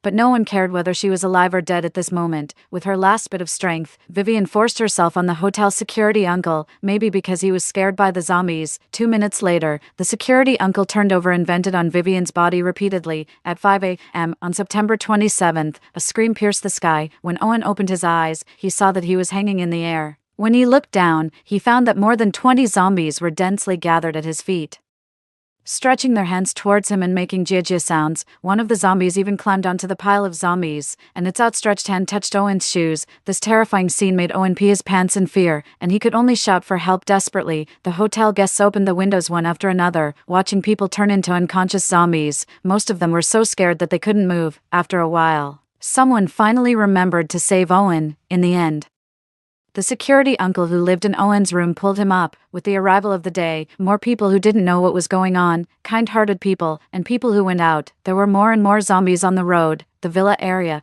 because Trevor had controlled all the entrances and exits in advance, temporarily became the safest place at the moment. 5 days after the zombies spread, the food in the hotel was almost gone. At this moment, most people remembered Vivian's family, who had checked into the hotel with a large amount of food. The hotel sent someone to ask Vivian's father to share the food. Without saying a word, Vivian's father closed the door and, together with his son, piled all the sofas behind the door to prevent them from directly swiping the card to enter the room. However, in less than an hour, all the food was robbed. The supplies that Vivian stockpiled had never belonged to her from the beginning. 10 days after the zombies spread, people with little stockpiled food began to take the risk of going out to find food. Vivian exchanged her body for food, and Owen had to go out with his injured leg. Owen ran behind the others. Whenever he couldn't run anymore, a drone would fly above his head and play the song Good Luck. After everyone found that the drone chased above Owen's head twice in a row, no one wanted to team up with Owen anymore. 15 days after the zombies spread, Vivian couldn't exchange her body for food anymore, and Owen didn't dare to go out to find food alone. The 2 of them had been hungry for several days, and Vivian's father and Theodore were in no better condition. If this went on, they were likely to be starved to death. After discussing it, these people found several of the most powerful guys in the hotel. Why should we be scared and have no food, while those people in the villa area are living well? They have stockpiled some food in each house. I know one of them. There is a lot of food in their house. I can lead the way. Looking at Vivian's father, who was spitting in Vivian and Theodore with angry faces in the surveillance footage, I just found it funny. After I told Trevor about their plan, Trevor immediately organized a group of residents in the villa area to guard the gate. At noon that day, a group of people in the hotel got together and prepared to break through the gate of the villa area. Unfortunately, No one was willing to be the decoy to lure the zombies away. They could only throw the phone that played the music a little farther away to briefly lure the zombies away. When this group of people rushed towards the gate of the villa area, Trevor just took out his gun. Unexpectedly, the gate of the villa area opened automatically. Trevor rushed to the security room, pushed away the person who controlled the gate switch button, and closed the gate again. We're all compatriots. We should save one if we can, Trevor sneered and quickly left the security room, asking all the residents at the gate to go home immediately. Before they walked far, some people in the hotel rushed into the villa area while the gate was open. Vivian and Owen were slower than the others because of their injuries. The zombies were only 2 steps away from them, and the gate was about to close. Just when they were desperate, the gate opened slowly again. But the zombie's hands had touched Owen's back. Owen broke out in a cold sweat instantly. While speeding up, he pushed Vivian towards the zombie horde behind him. Vivian's body was grabbed by countless hands and bitten by blood-red teeth. Vivian stared at Owen with red eyes until she was submerged by the zombie horde. However, soon, Vivian rushed out of the zombie horde and rushed into the villa area before the gate was closed again. The people who had just rushed into the villa area and thought they were safe and sat on the ground to rest one by one turned into zombies. The person who opened the gate in the security room was no exception. When he was being bitten by the zombies and was desperate, he opened the gate of the villa area again out of resentment. The false kind-hearted people showed their true demonic nature when their interests were touched. 10. Hi. Vivian, who was about to pounce on Owen, immediately gave up on Owen and chased after me when she heard my voice. I quickly went back inside the wall and closed the gate. Vivian banged her head against the gate. I opened the video intercom doorbell and said, "Vivian, you still have your consciousness, right? On the national road before. I guess that turning into a zombie didn't mean real death. Everyone was just controlled by the virus. As long as there is a vaccine, all the zombies can turn back into normal people. I just tested it with you. I didn't expect you to hate me so much that you gave up Owen, who was about to be yours, and came after me, verifying my guess. You should be happy to get this news. But think about why the zombies' abilities degenerated over time until they completely fell in the previous life. Zombified people are still human after all. Without eating or drinking, their physical functions degenerate, and they will also die. I'm waiting to witness that day for you." The violent and rapid sound of banging on the door sounded again. In extreme anger, the zombies seemed to gain temporary control of their bodies from the virus. Wesley was like that, and so was Vivian. This is why the zombies weren't shot on the national road. I went back to the second floor, took out the bow and arrow, aimed at Owen who was knocking on the door for help everywhere, and shot an arrow through his leg. Owen screamed and fell down. His scream attracted Vivian. Owen crawled backward with his injured leg. The flowing blood stimulated Vivian to move faster and faster until she pounced on Owen and bit his throat precisely. 1 month after the zombies spread, the residents in the community who had stockpiled food basically ran out of supplies. Trevor threw a paper ball wrapped with hard candy to me from the balcony on the second floor. It said, "The food is gone, and human nature is exterminating. Do you want to team up? Teamwork is better than fighting alone. Can my grandpa and I move here with our own food? Your house has better protection measures than mine." I looked directly at Trevor. "I promised you that you could make a request. I have no problem with it, but I need to discuss it with my mom." "Okay." Waiting for your reply, I discussed it with my mom. We were old neighbors, and my mom was willing to let them move in, but she was worried that my space would be exposed. "We'll move to the 3rd floor and let Trevor and his grandpa live on the 2nd floor. We'll clearly define the living areas and not interfere with each other. Just in case, I'll put 1/3 of the supplies in the bedroom and the kitchen." My mom thought it was feasible. After using the drone to attract away the zombies wandering in front of the villa, Trevor sent his grandpa over and settled him down. Then he moved a lot of daily necessities and food here one after another. I knew Trevor had stockpiled a lot of food, but they must be short of vegetables and fruits, so my mom and I dried some vegetables and made them into cooked food, and occasionally sent them to Trevor and his grandpa. 2 days after Trevor moved in, his worry came true. As the food became less and less, many people were fooled by Vivian's father and Theodore and believed that our family had a large amount of food. At night, someone climbed over the wall and was shocked by the electricity and made a trembling sound. Someone pried the lock, but it triggered the electronic alarm and attracted a large number of zombies. We didn't have to do anything, and several people died from exhaustion. Therefore, they were more convinced that we had a large amount of food in our hands. More and more people joined them, reaching up to more than 50 people. If it didn't work once, they would try a second or third time. They even found a large iron door from somewhere and blocked the road, blocking all the ordinary zombies. Just to deal with us. Bang, bang, bang. When the gate was almost broken open, Trevor used a pistol. The deafening gunshots made more and more zombies gather around. Just as Vivian's father and Theodore were going to retreat temporarily with this group of people, a zombie with its upper body bare and all blue jumped down and plunged into the crowd to bite. We could even hear the sound of flesh being bitten. And the howls of pain were endless. The mother virus. Trevor's face turned a little pale, but his tone was firm. We must kill it. I quickly shot at the mother virus with a crossbow. Trevor also fired quickly. With a loud bang, the window glass on the second floor shattered. The mother virus jumped and pounced on Trevor like lightning. Without time to think, I threw the Hummer in the space and directly smashed it towards the mother virus. With a bang, the mother virus and the car fell into the yard together. The mother virus rolled on the ground twice and then bounced up again.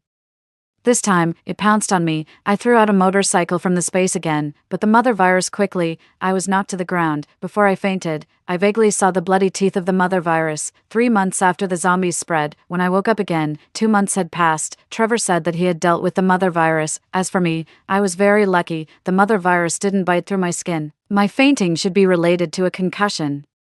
My mom and grandpa were still alive, and the supplies I had left and the supplies he had stored were still enough, but the others in the community were in a much worse situation. Their supplies were all used up, and they started killing each other. They had even resorted to cannibalism. Vivian's father and Theodore had been. I lowered my eyes and didn't say anything. Everyone had paid the due price for the evil they had done. He didn't ask about the space, and I didn't explain further.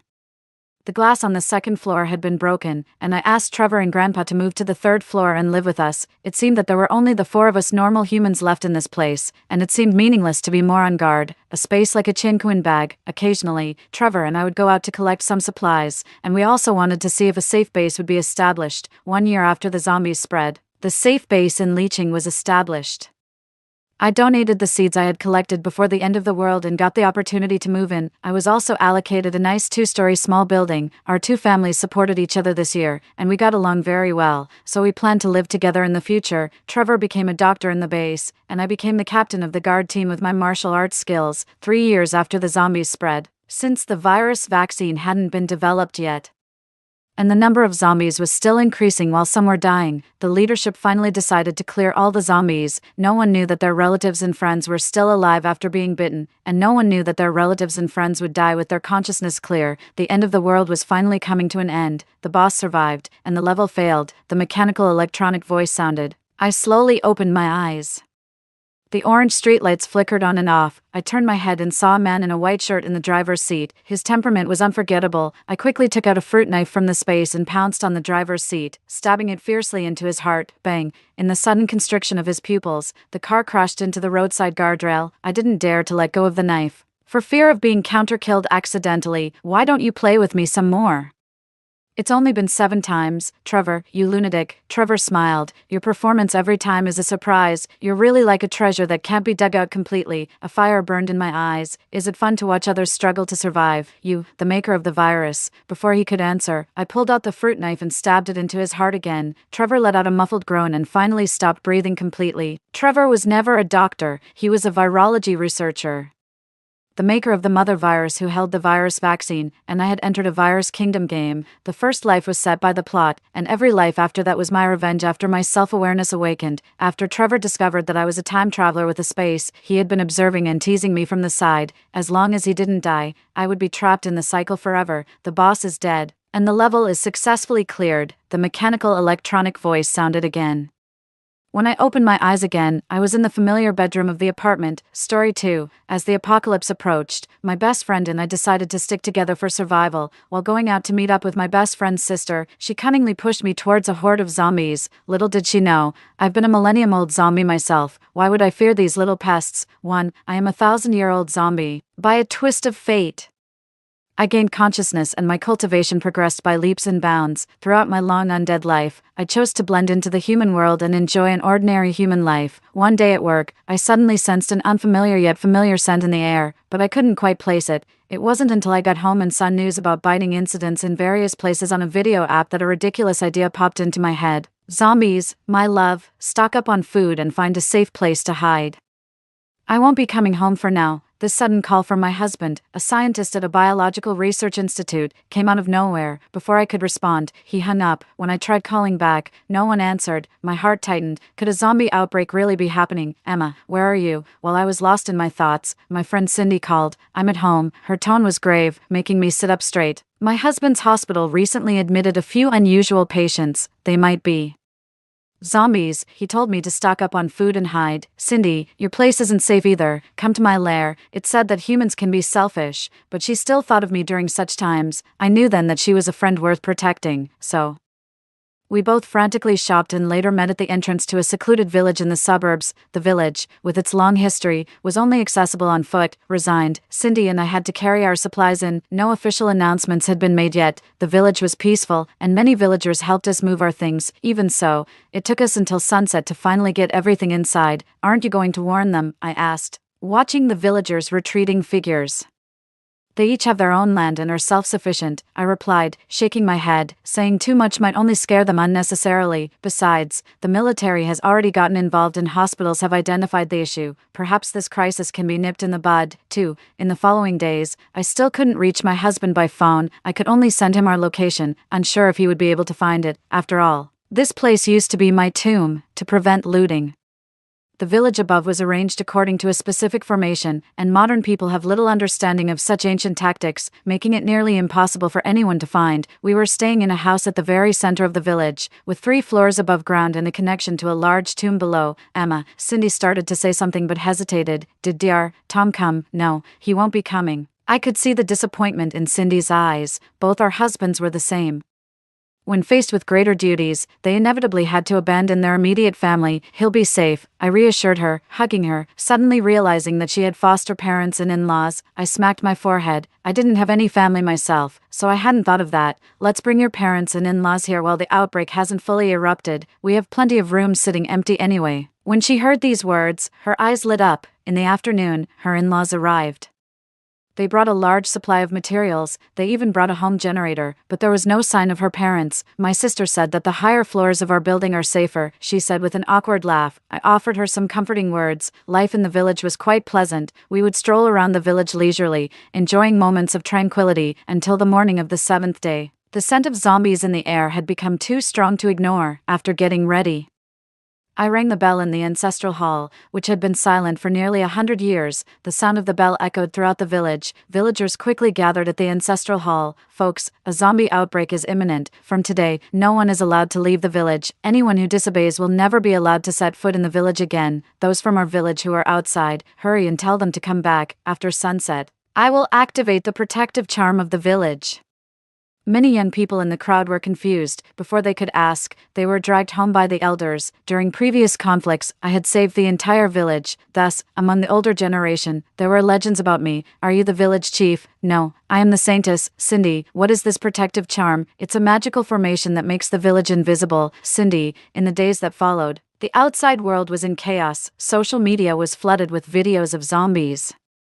The village became the only haven in the world, but the peace did not last. One day, villagers suddenly brought a young boy who had been bitten by a dog to me. As I approached the boy, I sensed a strong familiar presence. Was this a zombie virus infection? But where did the virus come from? Quick, bring me some glutinous rice. Take a few men and kill the dog that bit him. Be careful not to get bitten. Go and gather everyone in the village at the ancestral hall. I managed the situation calmly. Soon, Cindy brought a bowl of glutinous rice. The zombie virus was not the same as traditional zombies. The glutinous rice was just a diversion. I placed the glutinous rice on the boy's wound. Secretly, I used my demonic power to draw the poison from his blood. The glutinous rice quickly soaked up the fresh blood. The child is safe now. Go home and take good care of him, I reassured the anxious mother. Thank you, thank you. She knelt down and bowed deeply to me. Go on home, I said, getting up. But feeling a wave of dizziness, being human for too long had made my magical skills rusty. I muttered to myself, pointing casually at the blood-soaked rice. The rice spontaneously combusted. Well, it probably self-combusted. Remember, believe in science, I said seriously, spouting nonsense as I turned to head to the ancestral hall, leaving Cindy utterly stunned. In the ancestral hall, none of the villagers admitted to having contact with outsiders. The source of the zombie virus remained a mystery. Reluctantly, I advised everyone to stay indoors as much as possible and to come to me with any issues. Just then, my phone rang. It was my husband. Honey, zombies have been spotted near your village. Please be careful. Team leader, is your wife nearby? Let's go to your place and hide. The woman pleaded over the phone. Her husband quickly hung up the phone. Clearly, he was reluctant to risk sheltering us. Emma, I My parents were outside the village. They encountered zombies. After hesitating a few times, Cindy still shared the situation. It turned out that their home had been attacked by zombies. The family thought about coming here to take refuge. Unexpectedly, they encountered zombies again on the road. Moreover, they couldn't find the way into the village. Fortunately, they were eventually rescued by researchers who were passing by collecting samples. Give me your sister's number. I'll go pick her up. If I'm not mistaken, the researchers they encountered were probably my husband and his colleagues.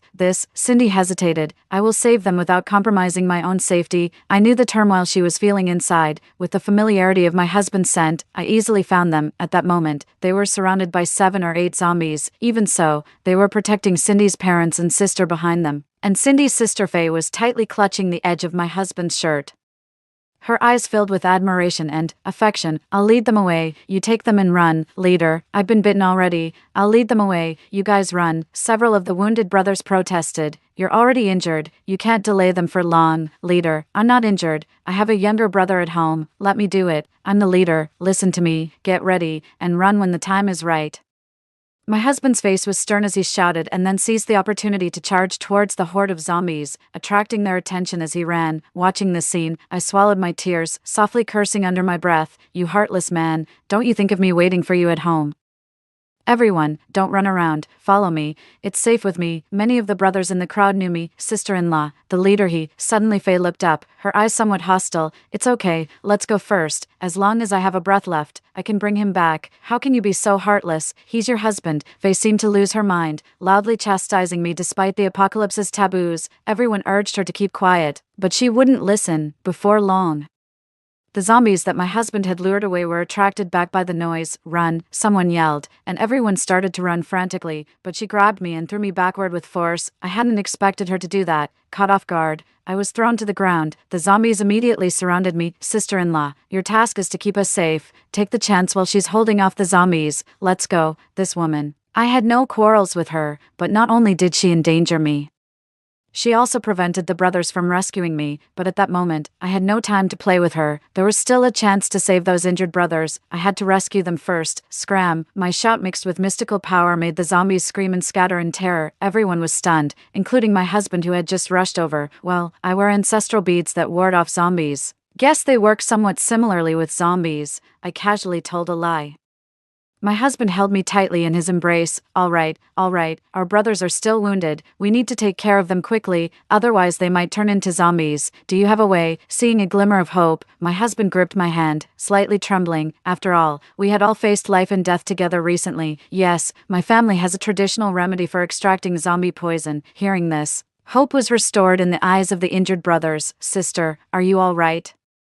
You were so careless just now. I was almost scared to death. Faye suddenly ran over, not minding how the others looked. She hugged me as if we were long-lost sisters. Since she wasn't embarrassed, the awkwardness was left to everyone else. I subtly pushed her away. Sister, that bead of yours that can deal with zombies is so magical. Can I see it? Faye came closer, holding my hand affectionately. No, you can't. I didn't hide my disdain for her. I had saved her only because of Cindy. Why are you being so stingy? She then turned her gaze to my husband, half joking. Bro, team leader, did you know your sister-in-law is so stingy? Under my husband's sharp gaze, she awkwardly changed her address. My husband ignored her, continuously stroking the palm of my hand. His innocent look seemed to say, I'm not that close to her. I couldn't help but give a wry smile. While speaking, I led them to the entrance of the village. To the ordinary eye, it appeared as a wasteland. The fog was thick, visibility was very low. Sister, are you just messing with us? I didn't explain. It was simply because the village's protective array had a concealment feature. With a wave of my hand, the fog dispersed, revealing a narrow path leading into the village. Everyone wore a look of surprise on their faces. I didn't want to explain and walked into the village first. The younger brothers from the station closely followed behind. My husband covered our rear. Leader, do you really understand your sister-in-law? In this world, supernatural and filthy things still exist. Although Faye whispered, my hearing was not ordinary, and I heard every word clearly. Maybe you shouldn't come in. My husband replied coolly, Emma, you're back just in time. There are a few more people bitten in the village. The village chief saw me come in and, without minding the strangers, immediately pulled me towards the temple. Chief, let me introduce you. This is my man. I pulled my husband over and introduced him. The young man is quite handsome, the village chief said perfunctorily. At that moment, his mind was only on the villagers. I didn't mind and continued. These are his colleagues, who are also injured now. Could you prepare some more glutinous rice so I can detoxify them all? Hearing this, the village chief subtly moved closer to my side. Sure, I'll get right on it. Mom, Dad, Faye. People in the village had been bitten and injured, and Cindy, coming from a family of medical professionals, rushed to the temple to help. Seeing us enter, she cheerfully called out, "Cindy, are you all right?" Cindy's parents approached and looked her over, relieved only when they saw she was unharmed. Once a daughter is married, she's like water spilled out of the house. If it weren't for our good fortune, we might never have seen you again. Faye glanced meaningfully at Cindy's in-laws who had just entered the ancestral hall as she spoke. Seeing both sets of parents dressed neatly, with healthy, rosy complexions, and then looking at her own sorry state, Cindy's parents' joy visibly faded. I couldn't help but glance at Faye. What a troublemaker. That's quite an accusation. After all, it was you who didn't want to move in with us. Faye cares about family ties, and I was already fed up with her, so I retorted on her behalf. Besides, if Cindy hadn't pleaded with me, I wouldn't have come to rescue you. Hearing this, Faye grasped the essence of it. She looked pitifully at her husband, sister-in-law. That's not fair. We risked our lives to save you, and besides, she paused, making sure her husband was listening, before continuing, you are the leader's wife, the team almost. How could you just stay nearby and not come to rescue them? You really don't love your husband at all. Her words were filled with righteous indignation, causing the surrounding villagers to look at us with inquisitive eyes. Emma, are you worried about the judgment of society, so you're afraid to divorce? Don't be afraid. All the people in our village support any decision you make. Hearing this, my heart warmed. See, these are the villagers who have protected me for 1,000 years, and I have protected for 1,000 years. Everyone is mistaken. Our marriage is strong. It's just that it was too dangerous outside, which is why I didn't let Emma come out. Seeing the villagers' gazes losing their kindness, my husband quickly explained. He also shot a glare at Faye, who was trying to stir up trouble between us. Seeing the villagers' skeptical expressions, he looked at me pleadingly. Who would have thought? The usually decisive man. Now, he was looking at me with innocent eyes. Don't misunderstand, everyone, in these troubled times, as a researcher, he naturally has to contribute to the country. And I also need to protect our villagers, so that's why we were temporarily apart. Hearing this, there was a hint of guilt in the villagers' eyes. I knew they felt they had held us back, and they would probably add extra chicken legs to my meal tonight. With the previous experience, this time the extraction of the corpse poison went smoothly. It was just unusually tiring, which wasn't normal, but given the special circumstances, I didn't dwell on it. After all, monsters aren't so easy to kill. Are you okay? Seeing my pale face, my husband's eyes were full of concern. I'm fine. Just need to rest a bit. I waved it off. That day, unusually, my husband stayed over, under the guise of letting the injured brothers rest well for a night. I knew he was just worried about me. The next morning, I woke up to find the bed empty.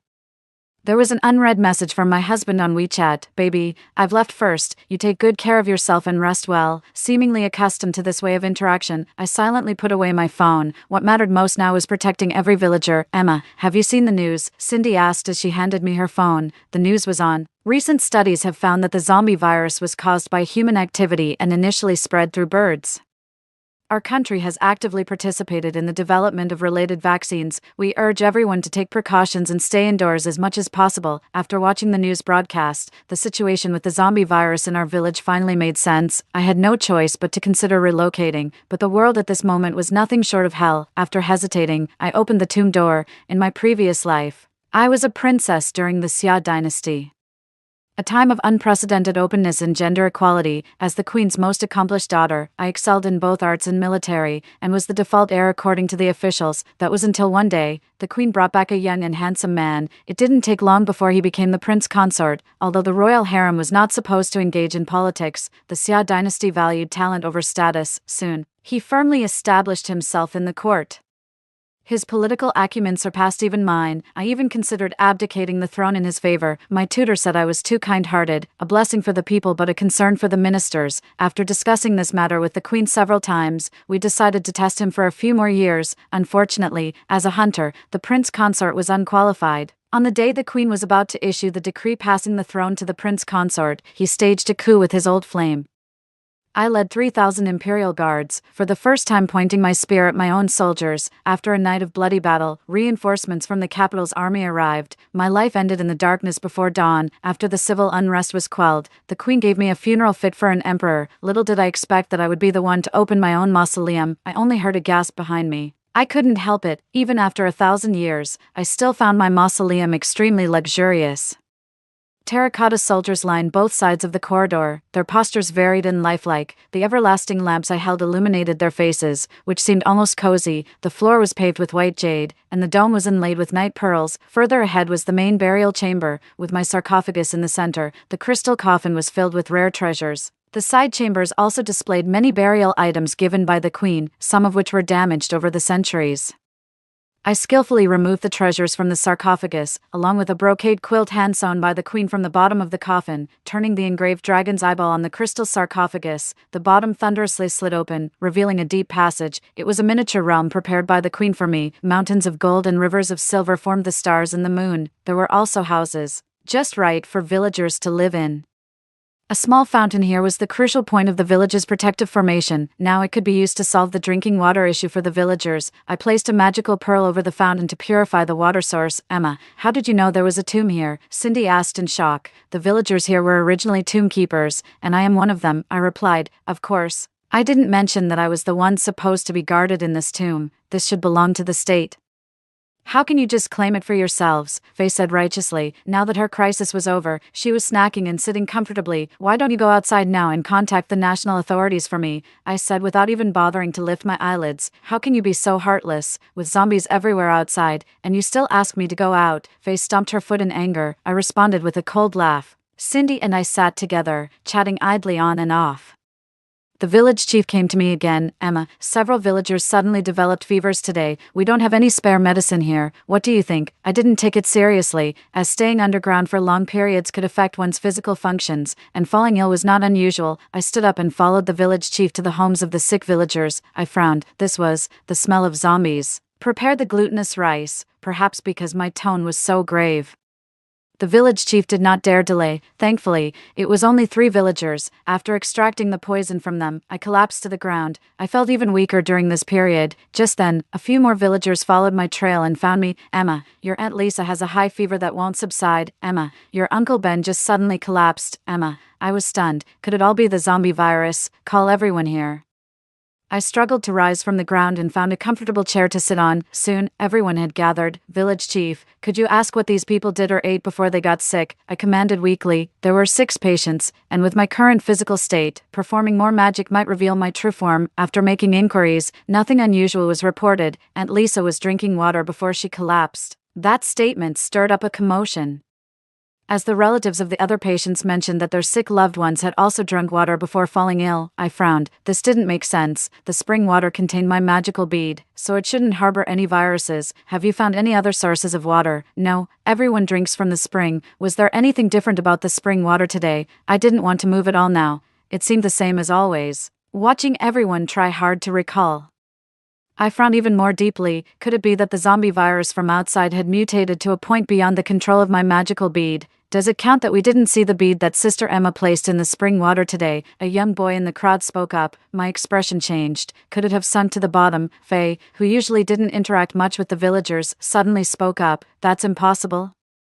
I frowned even deeper. A magical bead isn't something that could just sink to the bottom. Forcing myself, I rushed to the edge of the spring, and sure enough, the bead was missing. Who took it? Give it back, or don't blame me for being rude. My voice suddenly turned cold. I had told the villagers before that this bead had the power to purify water. It ensured that our water source remained uncontaminated by the zombie virus, so the person who stole the bead was deserving of punishment. You're wasting your time looking for that worthless bead instead of saving those infected with the zombie virus. Who knows when they'll turn into zombies, and the whole village will suffer. Faye rolled her eyes, diverting the topic. She had a point. The villagers looked at me expectantly. Faye, did you take the bead? I suppressed the urge to hit her, squeezing the words through clenched teeth. It wasn't that I was targeting her, but her behavior was too suspicious. How can you accuse people like that? Faye raised her voice, trying to cover her guilt. Faye, did you take the bead? Cindy seemed to notice her odd behavior too and asked with a frown, I'm your sister, and you don't believe me. Just like that, she's your own sister, and you side with outsiders. Can you just throw such accusations around? How will your sister ever get married in the future? Cindy's parents quickly stepped forward to support their younger daughter. The noisy chatter around me only added to my frustration and confusion. I don't know what's been going on lately. Not only am I feeling weak, but my temper has become uncontrollably irritable. Will no one confess? If I have to find out myself, the culprit will have to leave. My shout, laced with magical power, silenced everyone. I'm asking one last time, will anyone confess? Seeing no one step forward, I had no choice but to use my own magical power to sense it, as expected. The magical orb was on Faye. I stared at her intensely and began to approach her step by step. At first, she pretended to be calm, but perhaps my gaze was too intimidating, and she couldn't help but step back. Eventually, tripping over something, she screamed and fell to the ground. A green bead, the size of a baby's fist, rolled up beside her. It was my magical orb. Faye, you've disappointed me greatly. Emma, I'm sorry. If you decide to send her away, I won't blame you. But can you at least let my parents stay? Hearing her plea, much of the resentment in my heart dissipated. But before I could speak, Faye's parents began to protest. We have failed in our duties as parents and have no face to stay here. Yes, Cindy, take care of yourself. We have wronged the villagers. The two of them echoed each other's sentiments but showed no signs of leaving. I scoffed coldly. What a strategy to retreat in order to advance. Seeing that the kind-hearted villagers were about to speak up for them, I stepped in first. If that's the case, you all should leave together. 12. They clearly didn't expect me to play my cards so unexpectedly. After a few seconds of stunned silence, they turned to Cindy as if seeking rescue. Cindy was not foolish, especially when it came to her own parents, understanding well what game they were playing. Mom, Dad, I'll help you pack your things, Cindy said. Leaving the scene, was she worried about making things difficult for me? You ungrateful wretch, after we took you in and raised you for so many years. Cindy's father was furious. Cindy paused in her steps but ultimately did not turn back. You're driving us to our deaths. Cindy's mother, realizing she couldn't rely on Cindy, sat down on the ground, wailing without shedding tears. Yes, you're being too inhumane. Faye is just a child. She doesn't understand. You and Cindy are good friends. Why not just give the bead to Faye? It's just a bead. I never thought these elders could be so shameless. How can you say that? This bead is the hope of the entire village. Without it, everyone will die. The village chief, infuriated, banged his cane. You old fool, aren't you still living well? Exactly, even without the bead, she can heal people. What's there to fear? They argued as if they were completely justified, showing no sign of guilt. Have someone drag them out.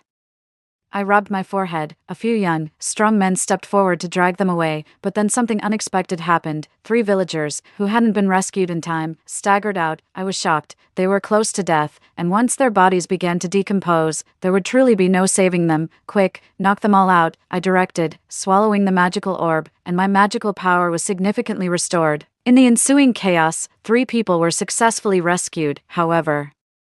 The scene was too chaotic, and no one noticed Faye secretly recording the entire process. Let's drive them out. I waved my hand and collapsed onto the ground. When I opened my eyes again, I found villagers kneeling all around me. I was slightly startled. What's going on? Emma is awake. Little rascal. Call her the great ancestor. A young villager had just finished speaking when he received a scolding from an elder. So, the great ancestor has been protecting us all these years under different identities. I was even more confused and looked towards Cindy, but her eyes were filled with fervor. Emma, you're actually not human. That sounded so uncomfortable. I touched my face, and the 2 sharp fangs at the corners of my mouth gave me a start. Had my true form been revealed? I had revealed my true form, just as I had during the war years ago. And the older villagers remembered me, influenced by the older villagers.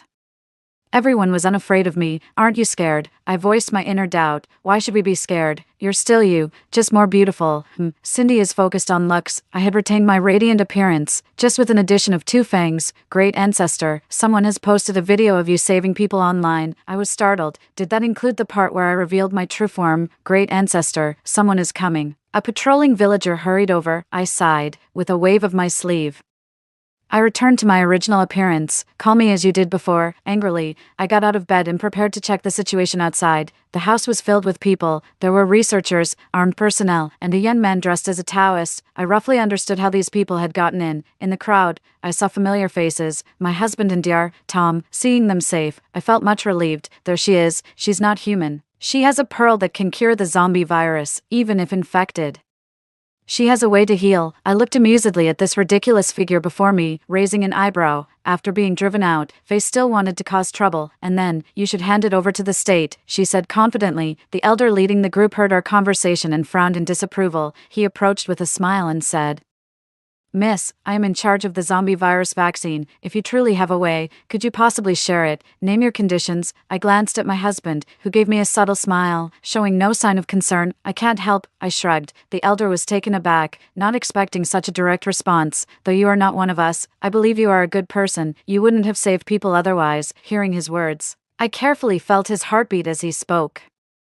I realized he wasn't lying or intending to use force. I felt somewhat relieved about his uninvited approach. I really can't help. I risk my own life to save others, but I'm too weak now to save everyone. I spoke earnestly. The elder fell into deep thought. Could we perhaps study the villagers who have recovered? Do you have the water purified with beads? I nodded and stepped aside. My husband is patriotic, and I want to contribute to the country he is committed to protect. Especially during its crisis, the atmosphere subsequently became much more relaxed. Both the scientific researchers and the armed personnel followed the rules strictly, not disturbing the villagers. She's not human. Why are you still clinging to her? That day, I prepared some food and went to see my husband. Just then, I overheard Faye's words. I paused, reluctant to face the truth. But I couldn't help wanting to know my husband's thoughts. However, my husband turned and walked away, refusing to speak a word to her. I like you so much. Why won't you consider me? I'm prettier, younger, and come from a better family background. Plus, I'm actually alive. Are you afraid that if you leave her, she might hurt you? Seeing that my husband didn't turn around, Faye stepped forward and grabbed his hand, only to be reflexively shaken off. I knew from the start that she wasn't human. I was stunned. When was I discovered? I thought I had disguised myself well. But I quickly caught on to another point. Despite knowing my true identity, he still treated me so kindly. Suddenly, I felt incredibly fortunate. But she doesn't love you. Back in the forest, she didn't care whether you lived or died. If it weren't for me luring the zombies there, you might have already been dead. Hearing this, a flash of hatred crossed my husband's eyes. If Emma were a normal person, you would have killed her by now. Seeing his clenched fists and the veins bulging on his forehead, I knew he was angry. Hey, jerk, are you hungry? I suddenly appeared with a food box, breaking the tension. Quite hungry, he looked me up and down, making me blush. Eat this. I shoved the food box into his hands and turned to leave, but he pulled me back into his embrace. Can you stay with me till old age? I was taken aback, remembering I had once said I was using my life to save others, and he must have taken it seriously. I've been dead a long time. This is my grave. My husband stiffened. Just when I thought he was scared, he spoke. You really are rich. Suddenly I feel I'm not worthy of you. Me. Shall we meet at the civil affairs office? You are only a widower, not divorced. We laughed and joked for a while. Then he looked at me seriously. Don't do this kind of thing anymore. I paused, then realized what he meant. Can you give up the country you love? He looked at me puzzled. They are all descendants of my subjects, scientific research continued, and Cindy and I came up with different dishes for them every day. The people visibly grew healthier. 6 months later, one night, I suddenly suffered unbearable stomach pain. Cindy heard me and came to check. I no longer had the strength to maintain my transformed appearance and reverted to my original form. The sight of my swollen belly shocked us both. I was pregnant. No wonder I had been tired and irritable whenever I used my powers recently. I had maintained my human form, so no one noticed this problem. Upon hearing the news, my husband took leave to be with me. A zombie giving birth was unheard of, even for me. After a day of agony, just after noon, I gave birth to a daughter. My husband held me and wept with joy. However, the research was still incomplete, and the people continued to suffer. He had to return to develop the vaccine. During the night, all was silent. The careful footsteps at the door thus stood out prominently. With a little thought, I guessed it must be Faye up to her usual tricks, but having just given birth, my magical powers were weakened, and with a baby to protect, confronting her directly was not advantageous. While pondering, I simply reverted to my true form. Letting my hair down, I used my feeble magic to create an aura of eerie gloom. As the door opened, I hovered directly in the air.